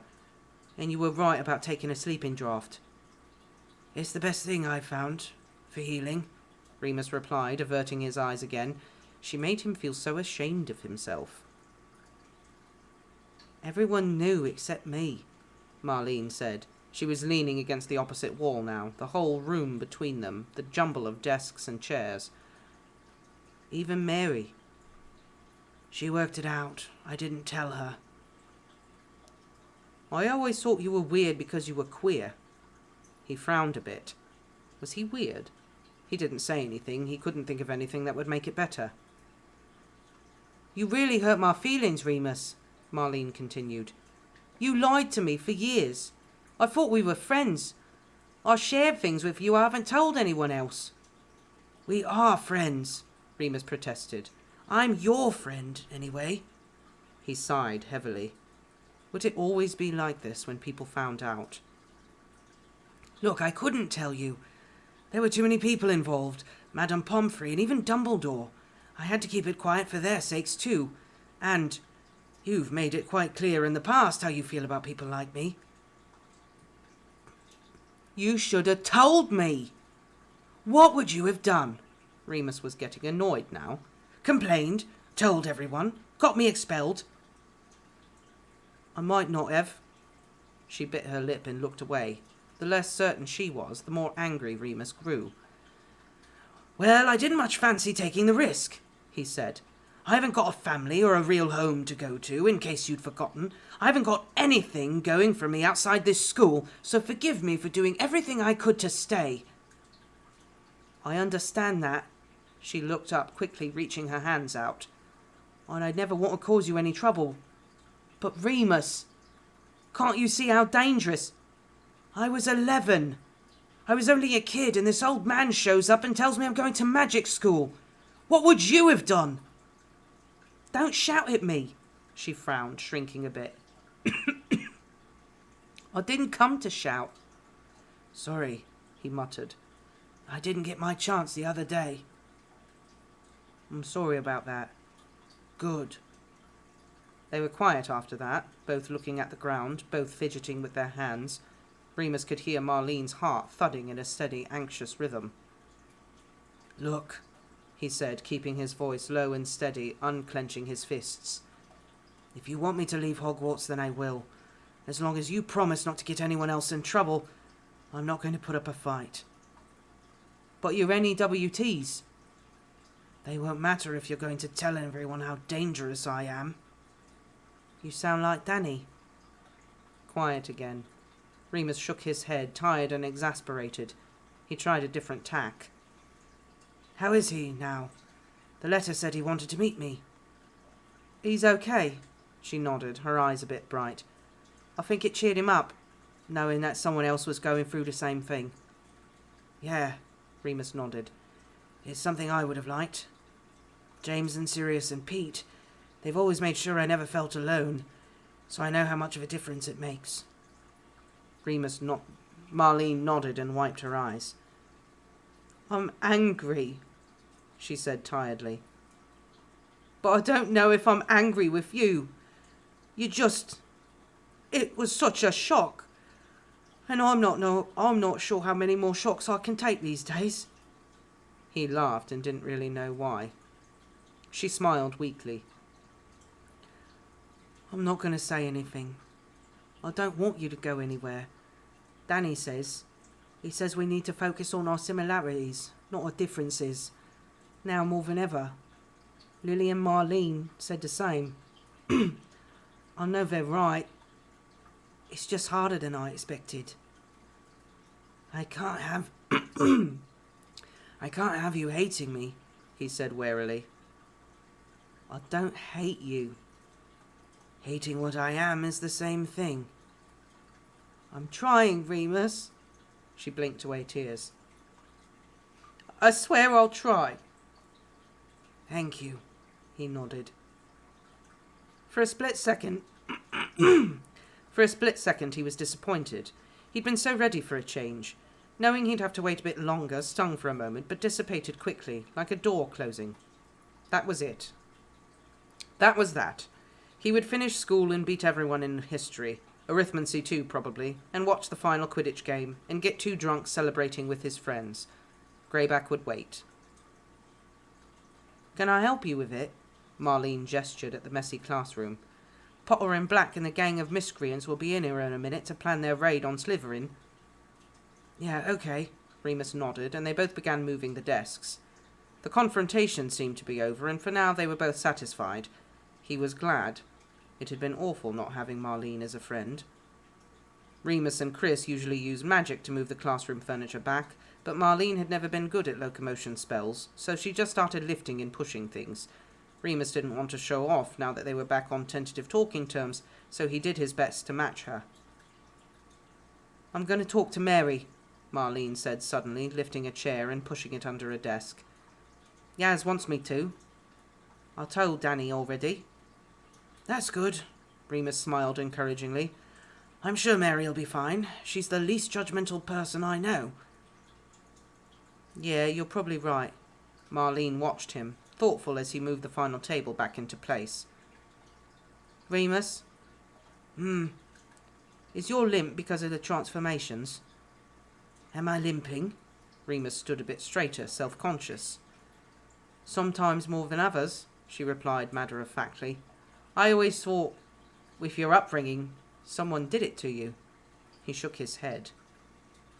When I was 13 or so, I think something clicked back into place a bit wonky, he shrugged. Gets a bit stiff now and then. I hardly think about it now. She replied, looking thoughtful. How many times? The door flew open and Lily entered, looking furious, James trailing behind her, Peter and Sirius close behind, both smirking. We said no pranks until the end of term. We're supposed to be keeping a low profile. You're head boy. Come on, Evans, James said, hands out. That was nothing. Barely a prank. It was. He cast a pleading glance at Sirius. High spirits, Sirius supplied. High spirits. High spirits, James nodded, grinning. All of the bathroom mirrors suddenly reflecting back troll faces is high spirits. Lily rounded on them both. It was no good. All three boys collapsed into peals of laughter. Remus sniggered too. He'd done half the research for that one. The week before, he'd spent hours searching through books of Troll Dynasty histories for portraits to get all the features right. He hoped he'd get a chance to catch some of their reactions before Flitwick managed to break the glamour spell they'd used. You nutters, Marlene smiled shyly. Marlene, Lily gasped. They all turned to look at her and then to Remus, agape. He made a point of smiling back at them all, relaxing his shoulders and clapping his hands together. Come on then, this cooperative isn't going to run itself. Sirius still had some opinions about Marlene, of course. Remus refused to hear them. He wanted the matter closed, he wanted to move on. And he wanted to meet Danny as soon as he possibly could. For the first time, for better or worse, Remus felt he had an ally out there, someone who was like him, on their side. He wrote another letter, then scrapped it and tried again. Then again and again. There was so much to say, Remus wasn't sure where to start. What do you want to talk to him for, though? Sirius yawned one night in bed, as Remus gave up another attempt to properly introduce himself. You know more about being a werewolf than he does. It's not as if he'll have any special insight. It's not really about that, Remus yawned back, putting out his wand light and lying down. He rubbed the knuckles and fingers on his right hand. Some days he felt as if he never put his quill down. He was always writing, if not feverishly revising his notes for any WTs, then making complex calculations in aid of the big prank, or writing to Grant, or Ferox, or Danny. Wait until school's finished then, Sirius advised. safer for the both of you. There are 3 moons between now and then, Remus replied, trying to get comfortable. The sheets always ended up wrinkled in Sirius's bed. He had no idea how the other boy managed it. I know that, Sirius replied indignantly. but there's not much you can do, is there? Suppose not. And you don't owe him anything. No, Remus chose his words carefully. But I owe it to myself to do the right thing, don't I? Is that what got into your head? Sirius was frowning, Remus could tell. A flutter in his belly told him they were heading for a fight, and he could avert it right now by just changing the subject. What do you mean, what got into my head? Remus snapped. When you wrote to Danny in the first place, you've got to admit it's a bit reckless. Excuse me? Well, for someone who spent 7 years trying to keep every aspect of himself completely private, it was a bit bonkers to just go and send a letter to a stranger. My friend's brother, spilling your guts about everything. Not everything. But if it was all in the service of doing the right thing, then I suppose that's fine. Look, if you're pissed off with me, just say so. This sarcastic crap doesn't suit you, Black. Remus rolled over onto his side. I'm not pissed off, Sirius said. Good. Remus knew this wasn't the end of it. He waited, practically champing at the bit. I've just been thinking about it, that's all, Sirius said finally. Remus smirked to himself before rolling over, frowning. What? It's like you wanted to leave or something. Obviously I wanted to leave, Remus hissed, going in. I told you, it's pointless me doing any WTs, pissing about with silly exams and clubs and pranks when things are happening out there, right now.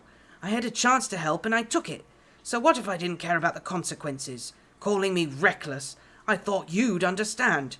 What happened to wanting to get back at your family? What happened to wanting to put a stop to it? I do want to, Sirius said, sounding smaller.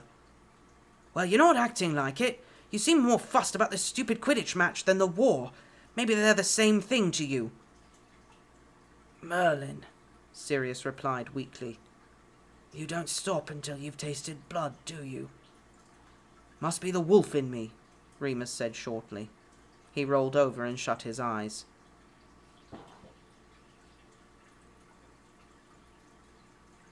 Well, at least Sirius is recognizing it. God, poor Sirius. I know. Jesus Christ. God, Sirius. Oh. Get out. Going to Azkaban was probably a relief. Jesus, yeah, at this point. Oh my God. Must be the jerk in him, not the wolf. Like, for real. God. Remus is the on wolf this... is nice to them. during Yeah, the full right? moon. Yeah, the wolf They is all like, get along. let's play, let's have fun, let's Yeah. be puppers together. You never hear about them fighting when he's the wolf. I But know. blaming it on the wolf. The wolf is the good part. He's Yeah. a good boy. I think Dan So- does make a point where Remus does say, hating what I am is the same thing. Dan says it's the same thing as hate the sin, not the sinner. It's that same crap. Yeah. But I think, I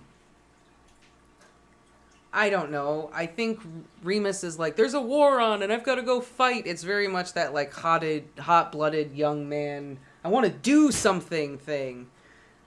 But Sirius, who is supposed to be the hothead character, is like the level-headed one right now. And I feel like in the actual books, it would have been Sirius who would have been really gung-ho to go out and fight. Not Lupin. And I don't know, like, this whole conversation where they just got into a fight, like, he was so mean to Sirius just now. For no reason. Like, he didn't have to go that far with it. Like, he's basically calling Sirius a coward. Like, don't you care? Don't you want to do something? Like, dude, finish school. Like, it's 3 moons away, so it's only 3 moons away. What's the problem? You know? I feel like Sirius is the one who should be chomping at the bit to get out there. Like, when this story started, Sirius was the reckless one and was the hot-headed one making all the reckless decisions. And that continues into his adulthood. That's part of the tragedy of Sirius's character. And now, all of a sudden, he's, like, the level-headed one? That's what I mean. It's not like Remus isn't level-headed. He's the level-headed one in the Harry Potter books. And Remus is the more level-headed one. Remus is the one who, like, calms Sirius down. Like, he's the one when Sirius says something and then Lupin's like, well, wait, maybe we shouldn't rush in. Maybe we should, like, pause. And Sirius is now the one doing this, and Remus is the one, like, out there or whatever. It's weird. I will give the author kudos, though, because I think this interaction with Marlene was pretty well written. Yeah. She's not going to do a total 180 right away No. and be like, oh, yeah, everything's fine. But she did say, like, I'm going to try. I'm processing it. Yeah. That's what I mean. I think, I don't know, from all of this, it just seems like the reader or the writer was in a bit of a slump here. It still seems like we're in a funk, doesn't it? Yeah. In the books, Remus did nothing and said nothing every time James and Sirius were bullying kids. Yeah. Like, Remus is in the background. And I get that Remus is the main character of the story. And that's fine if you want to amp him up a little bit. But Sirius is not himself. Don't do a 180 on everyone's personalities. Yeah. He's, like, going off the deep end. And Sirius is just, like... Let's think about this. He's whipped or something. I don't know. He's in a toxic He's relationship. abused. He's in a toxic relationship. Is what it is. He's just. And also, I really did like the beginning paragraph. Was good. Yeah. We didn't realize how happy we were. Blah blah blah. That was good. And it's fine. Yeah, I agree, Maddie. It's fine to write Remus like angsty and depressed or miserable or whatever. Mm-hmm. That's fine. But he's being so abusive. But see, I didn't think that really... Well, I know we're far from canon with Remus's story and his backgrounds. Yeah. You know, that started after everyone dies, where Remus gets that depressed personality. Yeah, we don't... But he was always, like, kind of meek. Well, yeah. In the memory, he doesn't stand up for everybody, and he says, like, he didn't really get in James's Sirius's Doesn't mean way. while they were flipping Sirius upside down and flashing his boxers to everyone that he was over there thinking about how awful his life was. Yeah. He's just reading a good book. Nothing's happening over there, just reading. Yeah, he's not like that with James or Peter. He verbally abuses Sirius. Mm-hmm. Yeah, he does. And Sirius just is taking it, although... James needs to stand up for his friend. Yeah. Well, I think Sirius kind of seems to be maybe getting the picture, or maybe he's just accepting it, which is also bad. I'm hoping Sirius is going to figure it out. Either way, right now, if the author is doing one good thing, it's that I'm rooting for Sirius, and when he goes to jail, I'm going to feel really, really bad.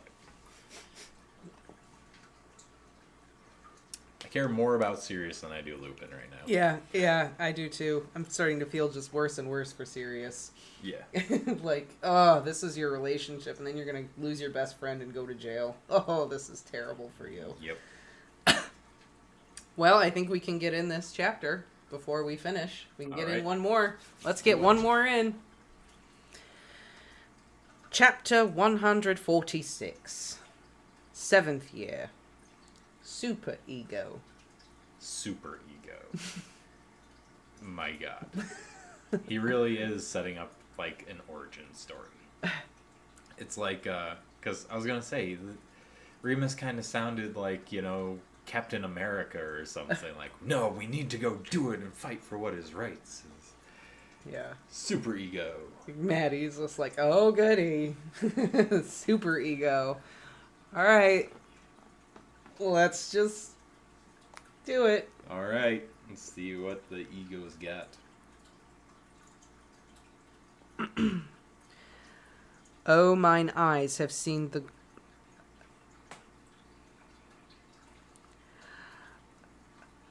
Okay, now I know what this is. Oh, mine eyes have seen the glory of the theories of Freud. He's taught me all the evils that my ego must avoid. Repression of the impulses results in paranoid as the id goes marching on. That was pretty good. Saturday, 1st of April, 1978. Watcher! Watcher! Hello. God, cheer up a bit, sunshine. After I went to all that effort to book a bloody audience with you. Sorry, I'm really, really happy to hear from you. Christ, get posher by the day. Remus laughed despite himself. The sound echoed back through the receiver and made him think about Grant's voice travelling all the way through the telephone wire from the very bottom of England up through to him in the Scottish Highlands. Muggles were pretty magic too, really. How are you? He asked. Still enjoying the seaside? Winter was fucking dire, Grant replied, settling into the conversation. Remus could hear the cigarette between his teeth, the grind click of a Zippo lighter. He longed to see the other boy, to see his face and watch his expressions. Rain, freezing cold wind, comes off in the sea, rattles the windows worse than at St. Eddie's. Mind you, the students made up for it. Students? At the art college and Brighton Poly, you get loads of our sort at art schools. I was seeing an engineer, a poet and a painter. Is that three separate people or one very clever person? Remus asked wryly. Cheeky bugger. Wouldn't you like to know? Grant snickered. What about you, anyway? How's Loverboy? Remus snorted derisively. Fine. Fine? Fine. Grant exhaled loudly. Lord, not another fight, is it? Tell you what, sweetheart, you want to get on top of them moods of yours. What moods? Remus frowned. Grant laughed. You're the moodiest bloke I know. Worse than a girl on a blob when something's pissed you off, and you ain't even got a mouth on you. I've had broken ribs hurt less than some of the things you've said. You never said... Well, no, well, I let you get away with it because it was easier than picking a fight. Besides, it's not your fault. I'm the same, innit?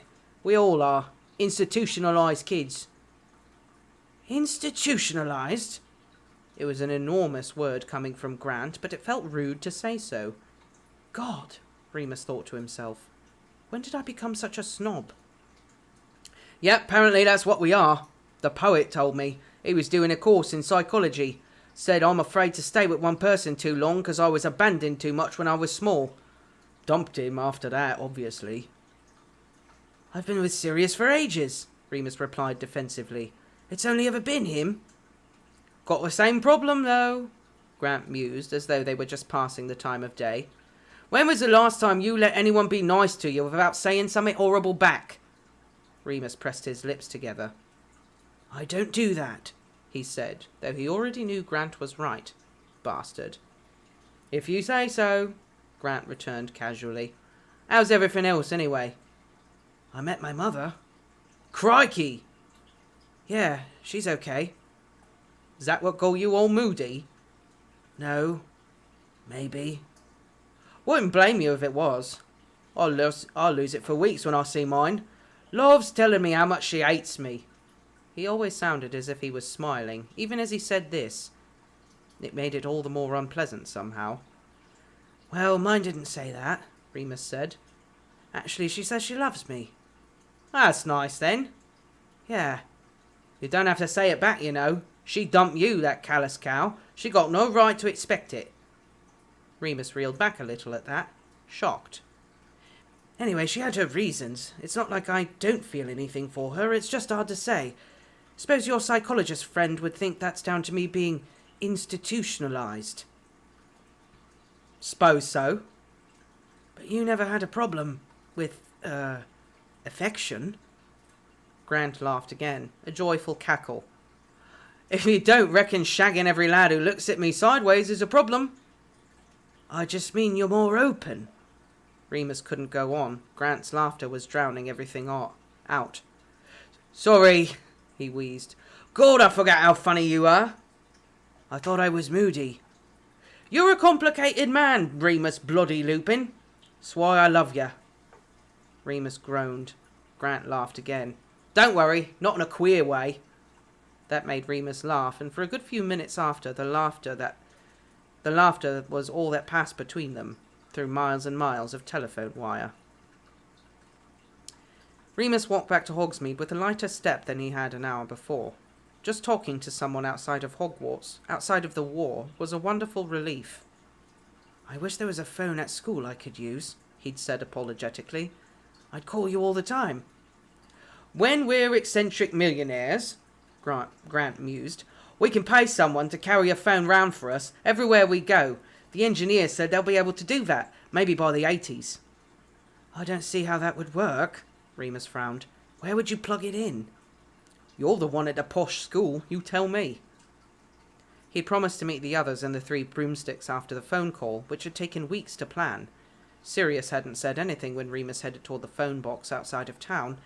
Maybe a few weeks ago he'd had offered to walk with him, but they still weren't being nice to each other. They weren't being nasty, but they weren't happy. It was tiring, but giving ground seemed like even harder work. I seem to think only one person is not being very nice, but okay, Remus, okay. I mean, I agree. Remus took a moment for himself before entering the pub. He smoked, leaning against the wall under the signpost. It was a bright spring day, and the first weekend he'd had in ages, which wasn't organised within an inch of his life.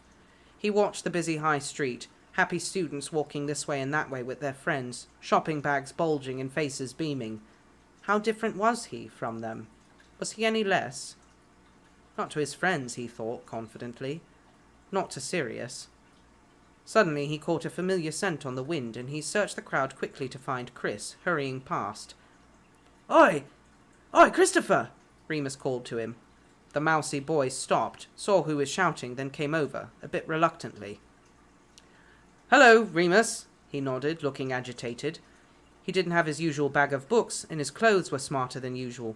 He smelled slightly different, too. A new soap. Or it couldn't be cologne.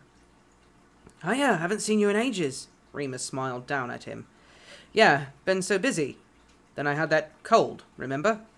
Christopher didn't meet his eyes. He was blushing, but Christopher was always blushing, so Remus didn't put much stock in it. Oh yeah, feeling any better? Yes, thanks. Come in, the others are all inside. Oh, no, sorry, Remus. I'm meeting someone. Oh! Remus looked him up and down again. Well, now it made a bit more sense. Who? No one you know. Sorry, but do you mind? I'm going to be late. Course, sorry, Remus said, a little bit annoyed.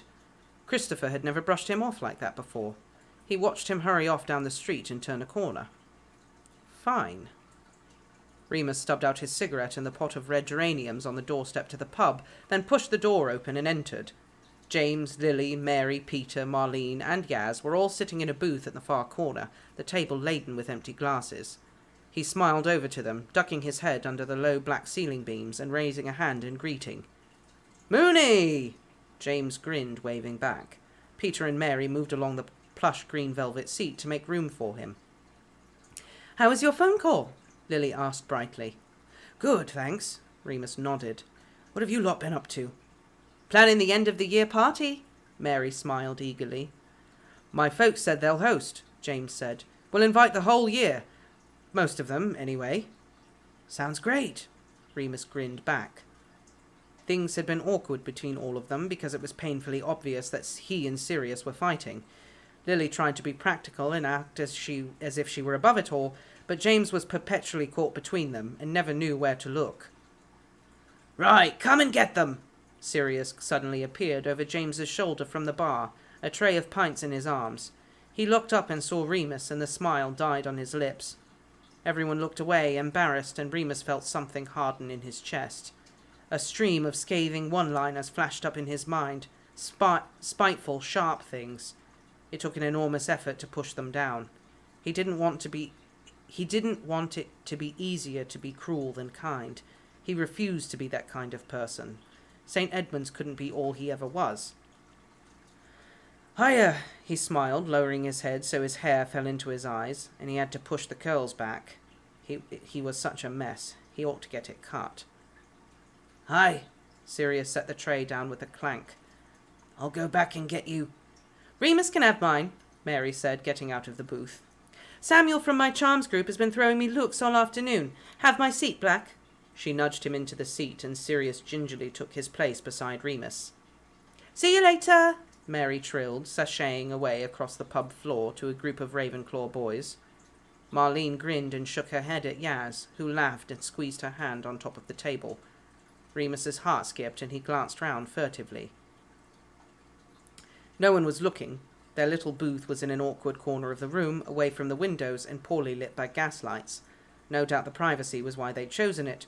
Remus now saw that all of his friends were rosy-cheeked and glassy-eyed from beer. Lily was practically sitting in James's lap, and his right hand had vanished up the back of her jumper. How was the call? Sirius asked neutrally, looking down at the beer. Good, Remus replied quietly. He sounded really well. Happy. That's nice. Remus took a deep swig of beer for courage. Peter was talking Quidditch with Marlene and Yaz. James and Lily only had eyes for each other. He turned to Sirius, twisting sideways in his seat. I'm such a prick, he said. Yep. Sirius drank too, still not really looking at Remus, though the corner of his lips turned as he tilted his head back. The flash of white skin on his neck as he swallowed caught Remus's attention. He budged on the seat closer to Sirius. I'm sorry, he whispered, so that only Sirius could hear him. I can't talk to you about anything sometimes without you biting my head off, Sirius grumbled. You get into these moods and I can't reach you. I know, Remus said, trying not to get too sidetracked by the way Sirius's Adam's apple bobbed, or the way his pulse fluttered in that hollow above his collarbone, or his lovely slender wrists, and how he'd love to hold them fast and... Remus looked round once more, just in case, before leaning in closer, pushing Sirius's head back with his fingers, and kissing that beautiful neck, flicking his tongue up just behind his earlobe.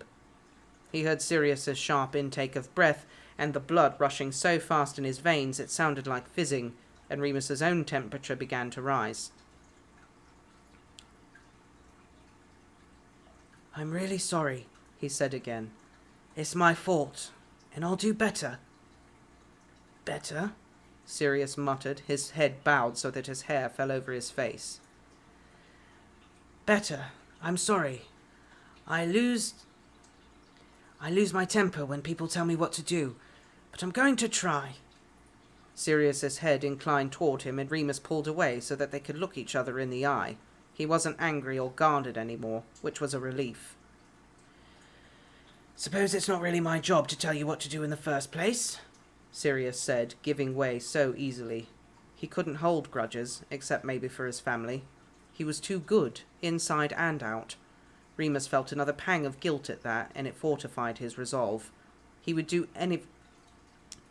everything to change, to deserve Sirius's blind loyalty. No, but I don't have to be such a dick about it, Remus countered, moving back a bit more and reaching for his drink. I'll make it up to you, I promise. Oh, yeah? Sirius cocked an eyebrow. All things forgiven, his mind had clearly returned to its usual preoccupation. Later, Remus returned imperiously, giving him a light slap on the thigh. So what did Grant say? Sirius settled back comfortably into the corner of the booth. The uncomfortable part over, his posture relaxed. He rested a boot against the nearest free stool, leaning forward on his knee. Oh, we just caught up, Remus said, swilling his beer lightly. He's still working in Brighton, has his own flat, wants to get a car for weekends. We should go there after school's finished, Sirius suggested. If you wanted, if there's time for a holiday. Maybe, Remus nodded, drinking again. None of them knew what would happen when school ended, not really. Even James and Lily were hazy on the details. So I told him I'd hex his bollocks off if he asked me one more time, Yaz was saying, Marlene giggling and hiding her face in her hands. You're awful. Well, he needs to learn his lesson. Who? James and Sirius both asked, neither of them wanting to be left out of any gossip. Ugh, Lockhart. Yaz tossed her head haughtily, her ponytail swinging. Is he bothering you lot again? James frowned. I told him to stay away from my team. I'll tell Flitwick. Don't worry, he got the message this time, Marlene laughed. Yaz is convincing. What does he want? Sirius asked. He just keeps sniffing around, trying to find out what we're up to, James sighed, shaking his head. Reckons he's being left out. He's like a more hygiene-conscious version of Snape in 5th year. Lily elbowed him in the ribs, which only made James laugh. Left out of what? Remus frowned. He doesn't even play, and he's a Ravenclaw. They lost the last game. Mooney, Sirius exclaimed. Did you just demonstrate Quidditch knowledge? Everyone laughed at him, and Remus Mock sulked, drinking more beer. Hard to avoid it in our bloody dorm, he retorted. Anyway, it's not the Quidditch team he's interested in. James shook his head, grinning. It's the other thing. He said this very ominously, eyebrows knit together and casting suspicious looks around the pub. Ah, Remus thought. The prank. He hasn't asked me, Remus said with a shrug. That's because you got everyone fooled, Marlene replied. This whole school somehow thinks you're the mild one out of this lot. Remus smiled at her very sweetly. Are you suggesting I'm not? He raised an eyebrow, grinning at her. Beside him, Sirius made a small strange noise in the back of his throat. His pulse hadn't quite settled down yet. Right. Lily stood up, draining her drink and wiping her lips on the back of her sleeve. We've got 2 hours before I've got to start herding the prefects back, and I need to go to Scrivenshafts before it closes. Potter? Yep, coming. James necked the dregs of his own pint. We both need broom polish if you want to come. We both need broom polish if you want to come, Pete, Marlene said kindly. Wormtail had been left out a lot lately. Even Dorcas was ignoring him. Great! He stood up eagerly, following James out of the booth. Black? Marlene looked at Sirius. Didn't you want new gloves? I'll order them from Quidditch Monthly, he replied, barely looking up at her. Suit yourself, she shrugged. There was a bit of commotion as they all gathered their things together and settled the bill, but finally Remus and Sirius were left alone. Remus turned to him slowly, trying to look innocent. What do you fancy doing then? Walk? Honeydukes? When the dorm room is guaranteed to be empty for at least 2 hours? Sirius licked his lips. More like an hour and a half by the time we get up there. Better get a move on then. Oi, Remus smirked, standing up, hands in his pockets. I thought I told you I don't like being told what to do. They walked out of the pub single file, and Remus held the door open. As Sirius edged past him, shuffling sideways, he leaned forward subtly and whispered, You'll just have to tell me what to do then. Remus grinned. Sirius, what are you doing? I was really hoping that Sirius was going to actually be mad at him for more than a chapter, at least. Right? But no.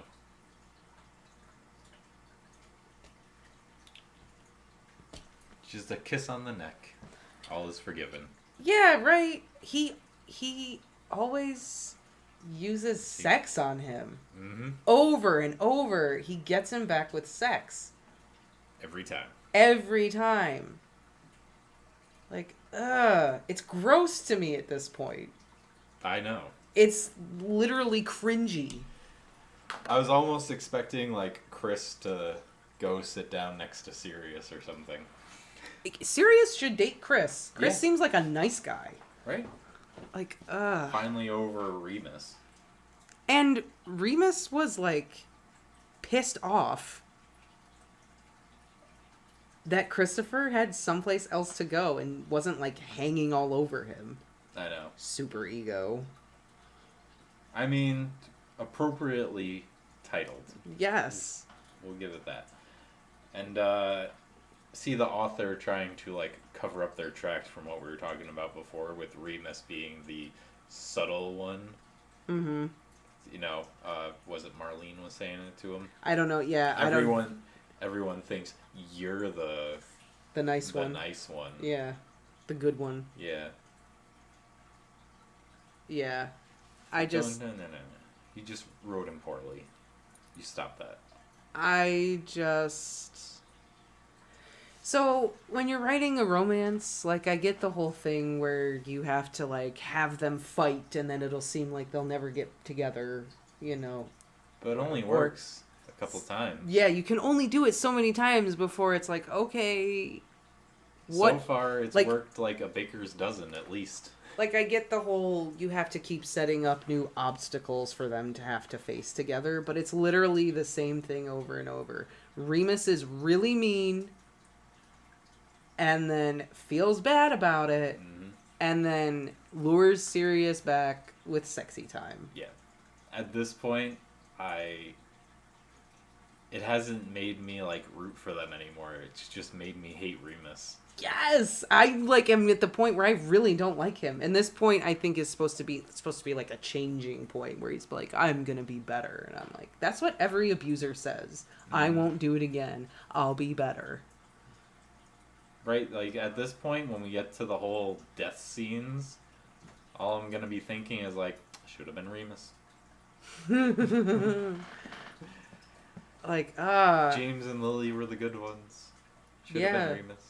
they're a healthy relationship. Sirius shouldn't have been the one to go to Azkaban. Should have been Remus. Right? Grant was great. Grant was. But Grant's always great. I thought Grant was gonna, like, talk some sense into him. Yeah. Well, I think he kind of was. Well, he was. But Remus wasn't picking up what he was saying. Yeah. Like Grant was making a lot more sense. And Remus just wasn't, like, getting it, I don't think. I mean, he kind of got it, but it was just like, oh, I better make up with Sirius.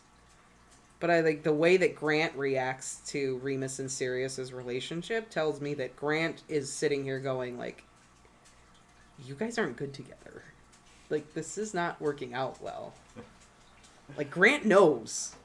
He doesn't know, but Grant knows. Like, every time I talk to you, you guys are fighting. Like, Grant knows. This is pushing me towards agreeing with Dan about the Remus. Lupin-Tonks relationship. Just because Tonks doesn't deserve that. No, she doesn't. She's a nice lady. She does not. Exactly. She does not deserve this man right here. Dan just said, "I'm glad now that he ultimately has a short life." Like, yeah, I don't like Remus. It's a sad day when you're reading a story and you're just like, I hate the main character now. I'm really glad that this is not the canon Remus story. Me too, because this sucks. At least... Why is this considered, like, the greatest fan fiction? Why? I mean, it was great up until, like, Yeah. chapter 120. Yeah. And since then, it just got... Seventh year just got super redundant. Yeah. And now, all of a sudden, everyone's all about the war. Which is fine, but get to the war! Right. Why are you doing all of this? Why do we have, like, 100 chapters of 7th year? Like... I don't think we've had this many chapters of any other year.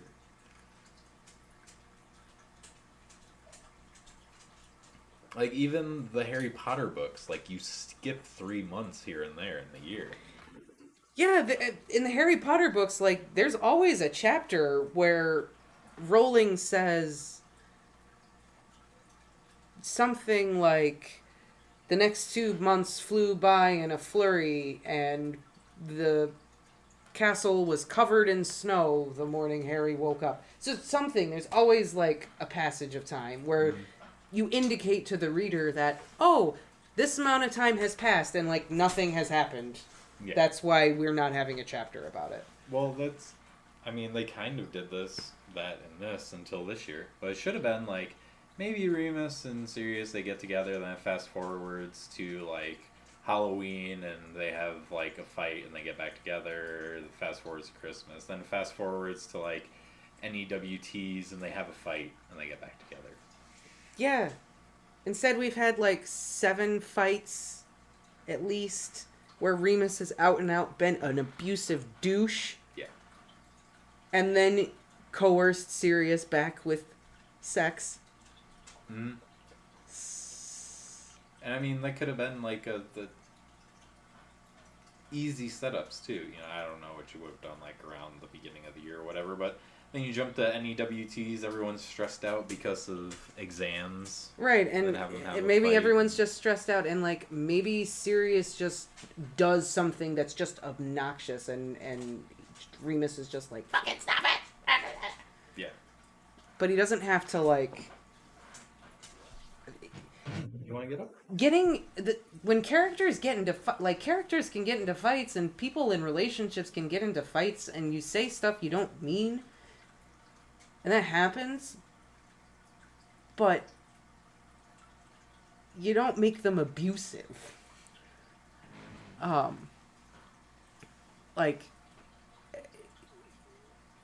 you should have them maybe like fight over stupid things, like, Sirius, stop tapping your quill on the thing, it's driving me nuts. And maybe Sirius is like, oh yeah. So I mean, and you have the perfect setup with Remus for that, because he does become more aggressive and angry during the full moon. Right. So you set up around the full moon where it's just some stupid little thing. And it just pisses him off. Yeah. And maybe he just gets mad and just like whatever, and then they have a fight, and then, you know, Remus comes back hours later, and both of them are just like, I'm sorry, I'm just so stressed out with everything, and my body hurts because it's the full moon. And Sirius is like, dude, I'm freaking out too, exams, like, not this. Yeah. What's the next chapter called? Awfulness that's happening right now. I'm like literally... It's just called awfulness. I am literally so angry that Sirius forgave him that quickly. I know. Like, when he was like... I had high hopes with talking to Grant and then seeing the change in Chris, that then we were going to see Sirius growing as a character and maybe not forgive him, and like maybe even if Lupin was like, I'm sorry, blah blah blah, and Sirius could just be like, great, thank you, and like not accept it. Yeah. But I need some time to think about this. Yeah, I thank you, but I'm not good yet. Yeah. Instead of getting all these descriptions about how hot Sirius is. Right? This author is just really thirsty for Sirius. This could also be it. They could be very thirsty for sure. So the next chapter is called Night and Day. And I mean, if you want me to read it, I can read it. It's up to you guys. It's up to you. But... Well, I guess it's up to you, really. We can read it. I'm down. I feel like Night and Day could go either way. This could be Night and Day in that Remus changes his ways and becomes a better person. Or it just means that it's just going to be a bipolar roller coaster. I'm down to read this last one. I know you're going to stop at like 8:30, but just to get one more out. That's fine. Just get it out of the way, because we need to finish this story before I lose my mind, because I need to grab more water and go to the bathroom, but you can start. Okay. So, all right, gamble 50-50. Is it going to be night or day? Is it gonna suck, or is it gonna suck less? So we have growth, stagnation. Let's get some growth. Let's have some character growth, please. Either Lupin stops being an asshole, or maybe Sirius grows a pair and leaves him. Let's find out. Chapter 147, 7th year, Night and Day. God save the Queen! The fascist regime! They made you a moron! A potential H-bomb! God save the Queen! She ain't no human being! And there's no future! And England's dreaming! Friday, 28th of April, 1978. Remus! Remus, fuck's sake, wake up! Piss off, Remus grumbled, shaken awake. It's the middle of the night. You're grinding your teeth again, Sirius complained. I can't help it. Go to sleep. I can't. Between your gnashing and Prongs' snoring and Wormtail getting up every 5 minutes, how can I? Oi! A voice came from across the room. I have a nervous bladder. You shouldn't drink so much before bed, Sirius hissed back. Sorry, Mother, Peter retorted grumpily. I didn't realize you were monitoring my biology. You trip over your dirty laundry every time you get up. Actually, it was Mooney's books. Not mine, Remus called. For the prank. All of you shut up, James yelled. They were quiet for a minute. Bloody Wormtail, Sirius muttered into his pillow, rolling over. Great, now I need the loo, Remus grumbled, getting out of his bed, his bare feet hitting the cold floorboards. He didn't turn the light on in the bathroom in an attempt to stay semi-asleep, but it was no good. By the time he'd got up, crossed the room, peed and washed his hands, Remus was fully awake. And his jaw hurt, so Sirius must have been right about the grinding. It was for the same reason Peter had been up and down all night, and probably the same reason Sirius couldn't sleep. NEWTs started next week. As he exited the little bathroom, Peter rushed forward to go in again, reaching for the panel of light switches on the wall as he did, and hitting the wrong one. Remus winced, feeling as if his retinas had blown out as startling artificial brightness filled the room. Wormtail, you prick! Sirius growled from the bed. Remus had left the curtains partway open, and the light struck across his face like a laser beam. Sorry, Peter said, hopping from foot to foot as he fumbled with the switches on the wall. I didn't mean to get that one.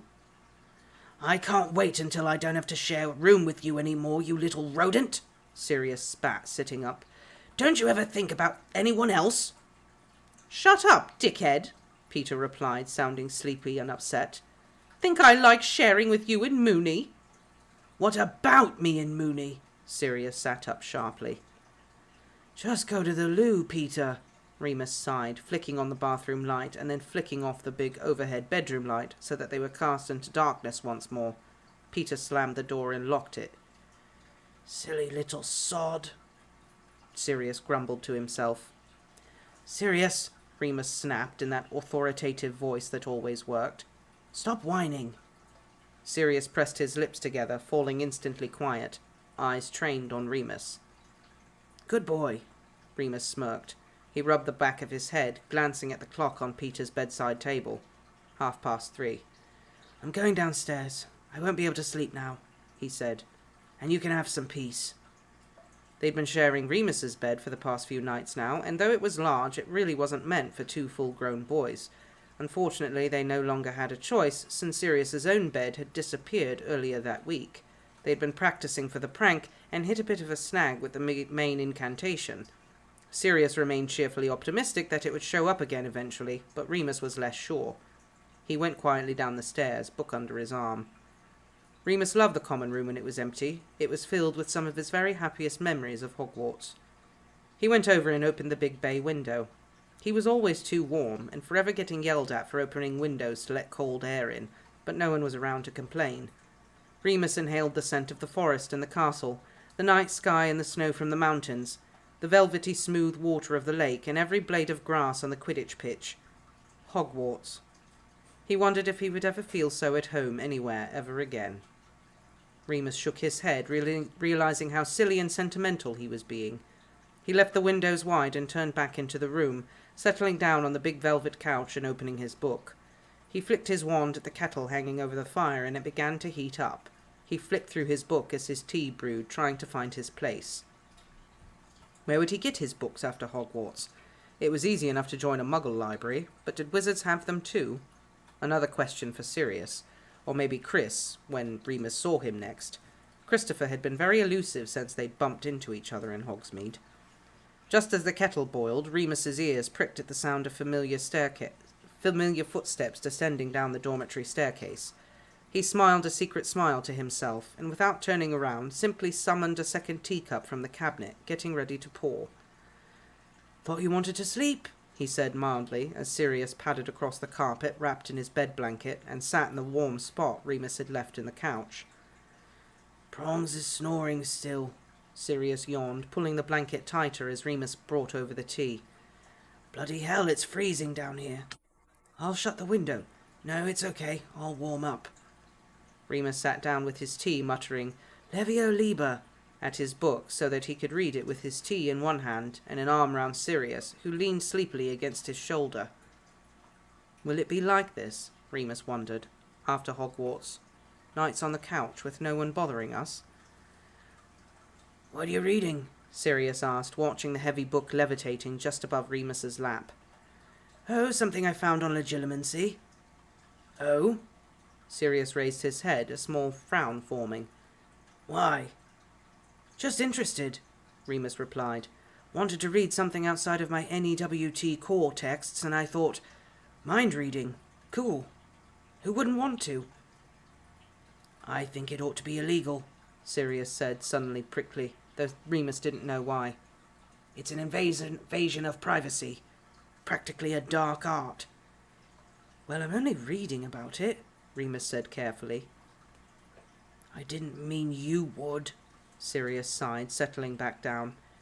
Seeing it had upset Sirius, Remus allowed the book to set itself down and stroked his hair gently, because he always liked it, even if he pretended he didn't. He felt Sirius begin to relax, before saying in an odd voice, "Sorry, it's just I didn't mean to snap. It's my mother can do it. She's a Legilimens." "Oh." "So she could find out what we were up to, where our loyalties lay." "I'm sorry, Padfoot." Remus squeezed his arm. That protective feeling came back, cold and sweet like adrenaline. "Don't be. I'm well shot of her, mad old bat, and I'd sort of learned to deflect it by the end. Made her so angry." He let out a hollow chuckle. "You learned occlumency?" Remus raised his eyebrows. "That's incredible." "Not exactly." Sirius frowned again, but this time Remus knew it was because he was thinking very hard. He sat up, pulling away from Remus, and leaned over to set his tea down on the coffee table. "It's more like you just learn to think, not to think the things she wants you to think. It got worse when we were teenagers, you know. She was worried about impure thoughts. Toujours pur. So I'd just distract her by thinking something else."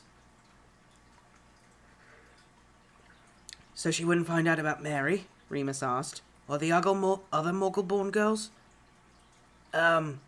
Sirius fidgeted with his hands, looking away. "Yeah, that, and, well, whatever anything else I didn't want her to know. Trouble is, you end up confusing yourself. It's like you're tying your own thoughts up in knots. Hard to unpack. Afraid you used to get the raw end of that a bit." He met Remus's eyes then, and he looked so ashamed and sorry that Remus realized exactly what he meant. Was that why it had been so difficult in the beginning? Why Sirius had been so insisting on pretending that nothing was going on between the two of them? Remus put down his tea and hugged Sirius tightly. He hated her. He hated the war, and he hated himself for not being able to say the right words. This was one of those times it would have really mattered, too. "Sirius," he said, heart pounding as they released each other. I'm so It's fine, Mooney. It's over now. Sirius smiled at him bravely. I know, but I want you to know. I want to tell you. I really, I know. Sirius kissed him gently, wrapping his arms round him once more and squeezing him back. Me too. Well, we got no chance, all the girls and boys making all that noise 'cause they found new toys. Well, we can't salute, you can't find a flag. If that don't suit you, that's a drag. Friday, 5th of May, 1978. I failed. Marlene whispered as they left the exam hall, wringing her hands together. You did not. Mary slung her arm round her friend's shoulder. At least it's over, Marlene sighed. Don't, you're making me all emotional, Mary laughed. How about you, Lupin? She reached out to link her arm with his as the three of them walked down the corridor toward the grounds.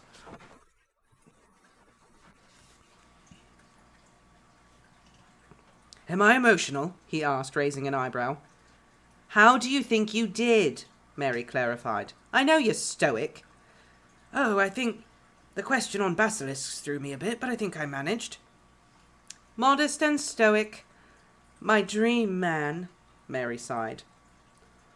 I've got to go, Marlene said as they turned a corner. Sorry, I said I'd meet Yasmin. Mary finished for her a bit cattily. She let Marlene out from under her arm. Off your pop, then. Moody cow. Marlene poked her tongue out. You know I love you forever. Back at you. Mary scrunched up her nose. See you at dinner. Bye, Marlene, Remus said politely. They were friends again, but it still felt weird. See ya. Mary kept her grip on Remus's arm and looked up at him.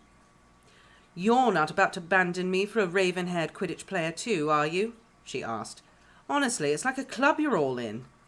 Shut up, he laughed. And no, he's got his Muggle Studies exam. So you're mine? All yours, he nodded. She grinned and kissed his cheek. They kept walking, heading for the sunshine. I think I mucked up the bit on cockatrices, Mary mused. I could never take them seriously enough to study. I mean, for God's sake. Half dragon, half chicken. Fucking nonsense. Still, I reckon I passed okay.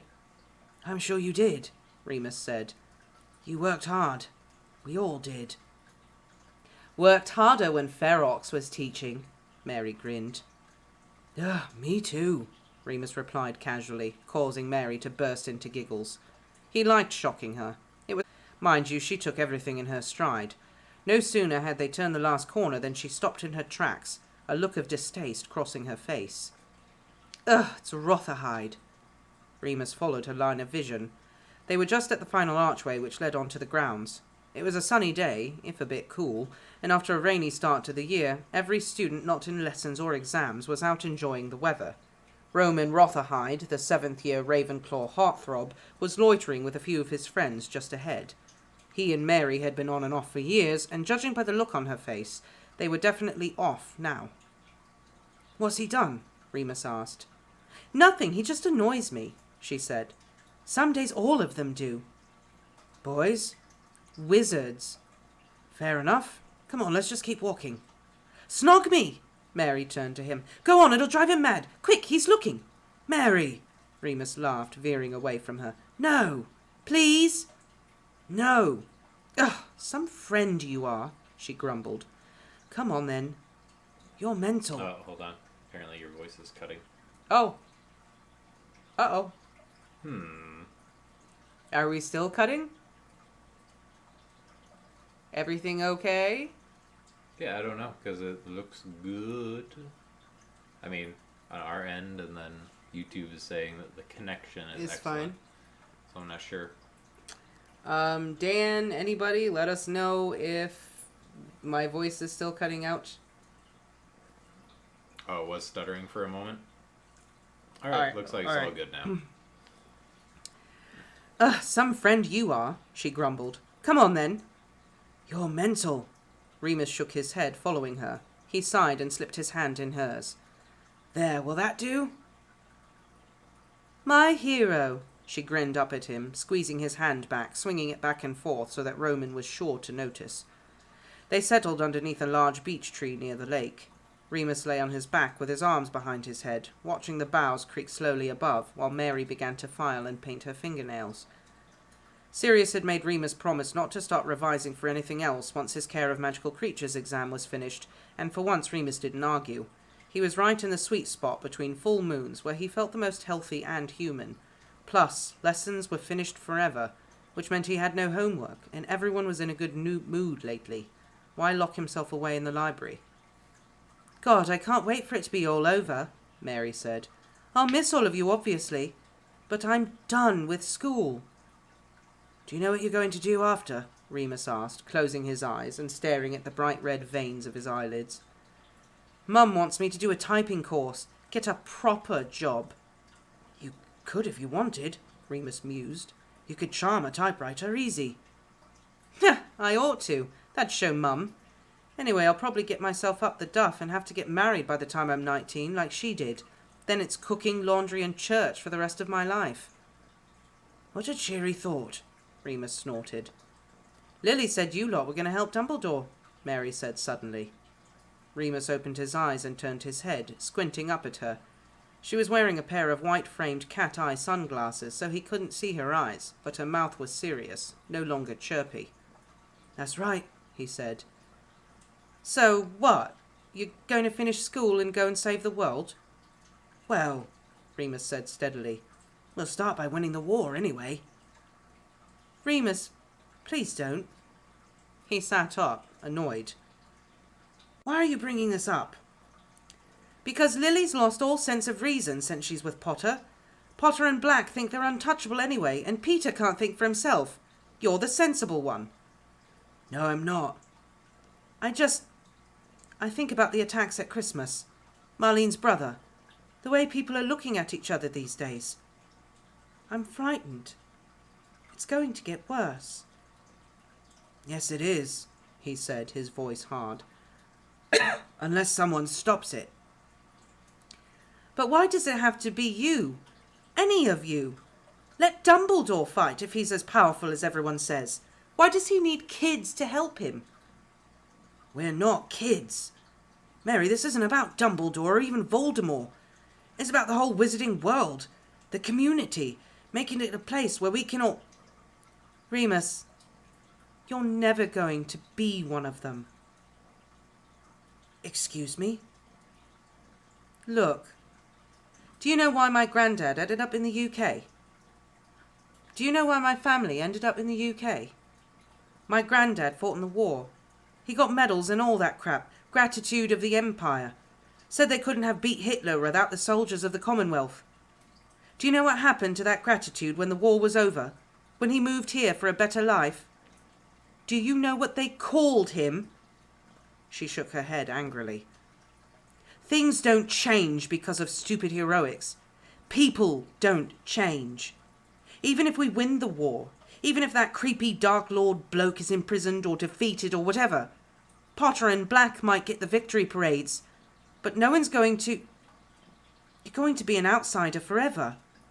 Look at the way Danny's been treated. Mary, Remus said, his tone very cold now. How had they even got into this? They never fought. I'm not going to discuss this angry further. I'm not going to discuss this any further. Don't be angry with me, she said. I'm only trying to... I know, but I'm not interested.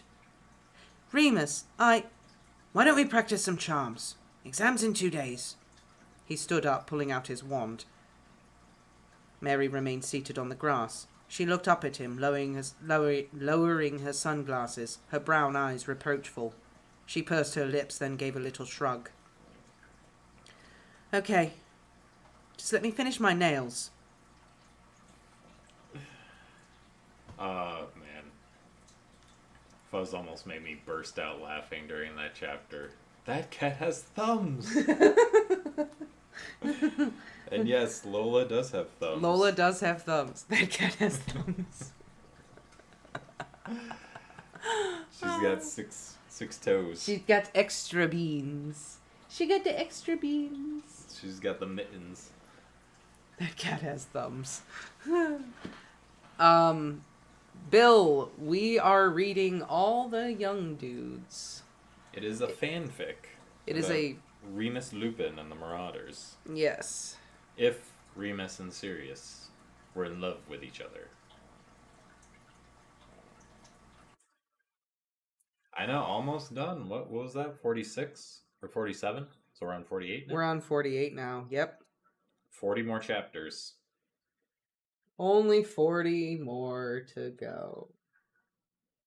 Mm-hmm. Not gonna lie, though, I think Mary is actually being pretty realistic about all this. Yeah, I think so. I think she's 100% right. Oh, yeah. And she's trying to tell him what's up. Like, that he's being delusional, and she would know. Exactly. And, I mean, we know she's right. Yeah, and we know she's right. Yeah. She's... It's funny, though, that when you have someone who grows up in an oppressed group, they know, and she's being pragmatic, and he's being, like, way too optimistic about all of this. Yeah. And he's just consumed by the heroics of it all, and the he's romanticizing war. Yeah. Big time. And she's like... We're gonna make the Avengers. Yeah, he's romanticizing it, and I think... James will be Iron Man. I think James... Remus is the Hulk. I feel like James... well, we don't really see enough of James and how he feels about it, but I feel like James isn't romanticizing it to the degree that Remus is. No. I think James has a more realistic view on it. I think James feels that it's his duty to do this and fight for what's right, whereas Remus has got some rose-colored glasses about how he's going to change the world, and yep. I don't even know what. Maybe less than 10 episodes. Maybe less than 10 if we can get it done. We'll see. We average, like, what, maybe 4 to 5 chapters. Episode? Yeah. Yeah. They are getting longer, so it's been harder to get full 5 in, but yeah. Well, and we are streaming twice Two more after tonight, so perhaps. Mm-hmm. So yeah, less than 10, probably. Potentially less than 10 episodes, and then we'll be done. And Saturday we could always do a little bit longer stream. Yeah, that's true. Get a few more in. We could definitely do a super long stream on Saturday. I think Remus is one to talk when Sirius was being nasty to Wormtail. I know. Like, really, dude?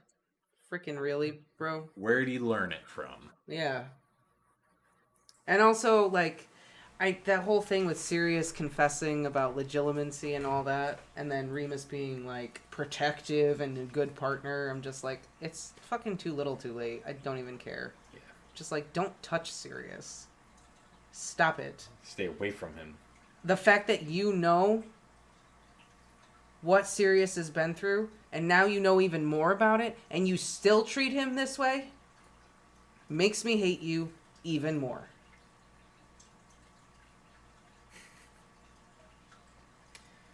I think it's just so crazy.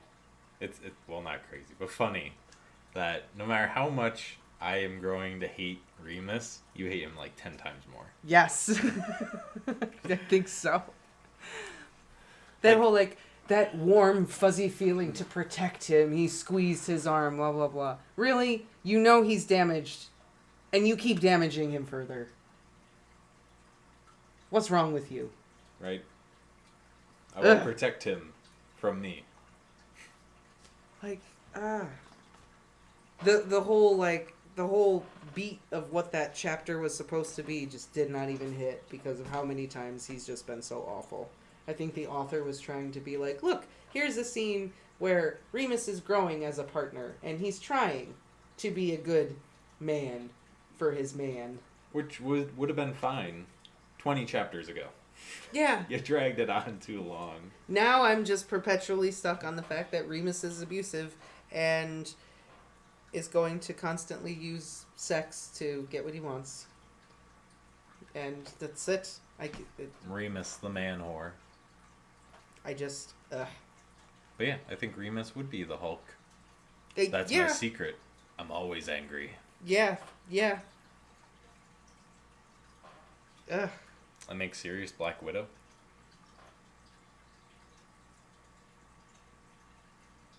Yeah, kind of. No, he's got to be She grew Captain up in- America. Black Widow grew up in a very abusive... Yeah, but Sirius is loyal to the end, dedicated, and him and Iron Man are like the dynamic duo. It's true, Even but... if they fight sometimes. I was going to say Scarlett Johansson. Black Widow and Hawkeye? Bruce Banner Oh, are like a thing. Oh. So that's why. Oh. Yeah, but we don't Sun's like... getting real low, Remus. The moon's getting real low. Gonna be interesting to go back to Prisoner of Azkaban after this finishes. Right? It's like, I'm gonna have to go back to Prisoner of Azkaban to heal from this. Go back to Prisoner of Azkaban. I'm just gonna be like, eat 'em, Sirius. Eat 'em all. Kill 'em.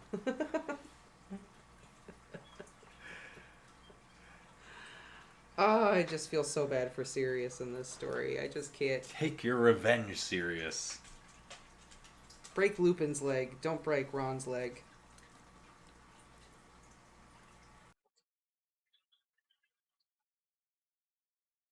What is it?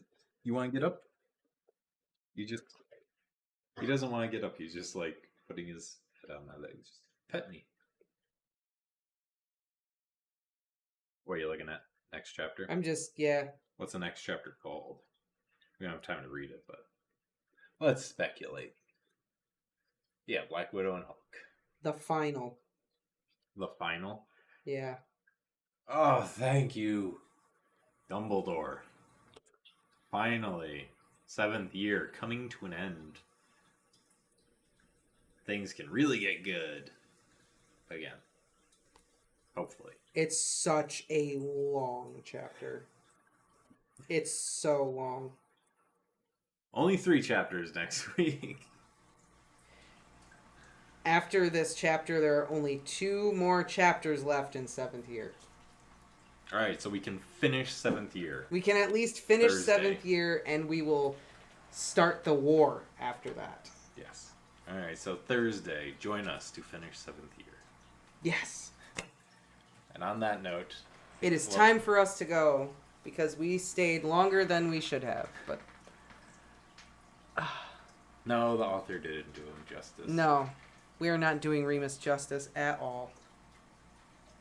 But yes, alright. Good night, everyone. Good night, Thank everybody. you for joining us. See you Thursday. God.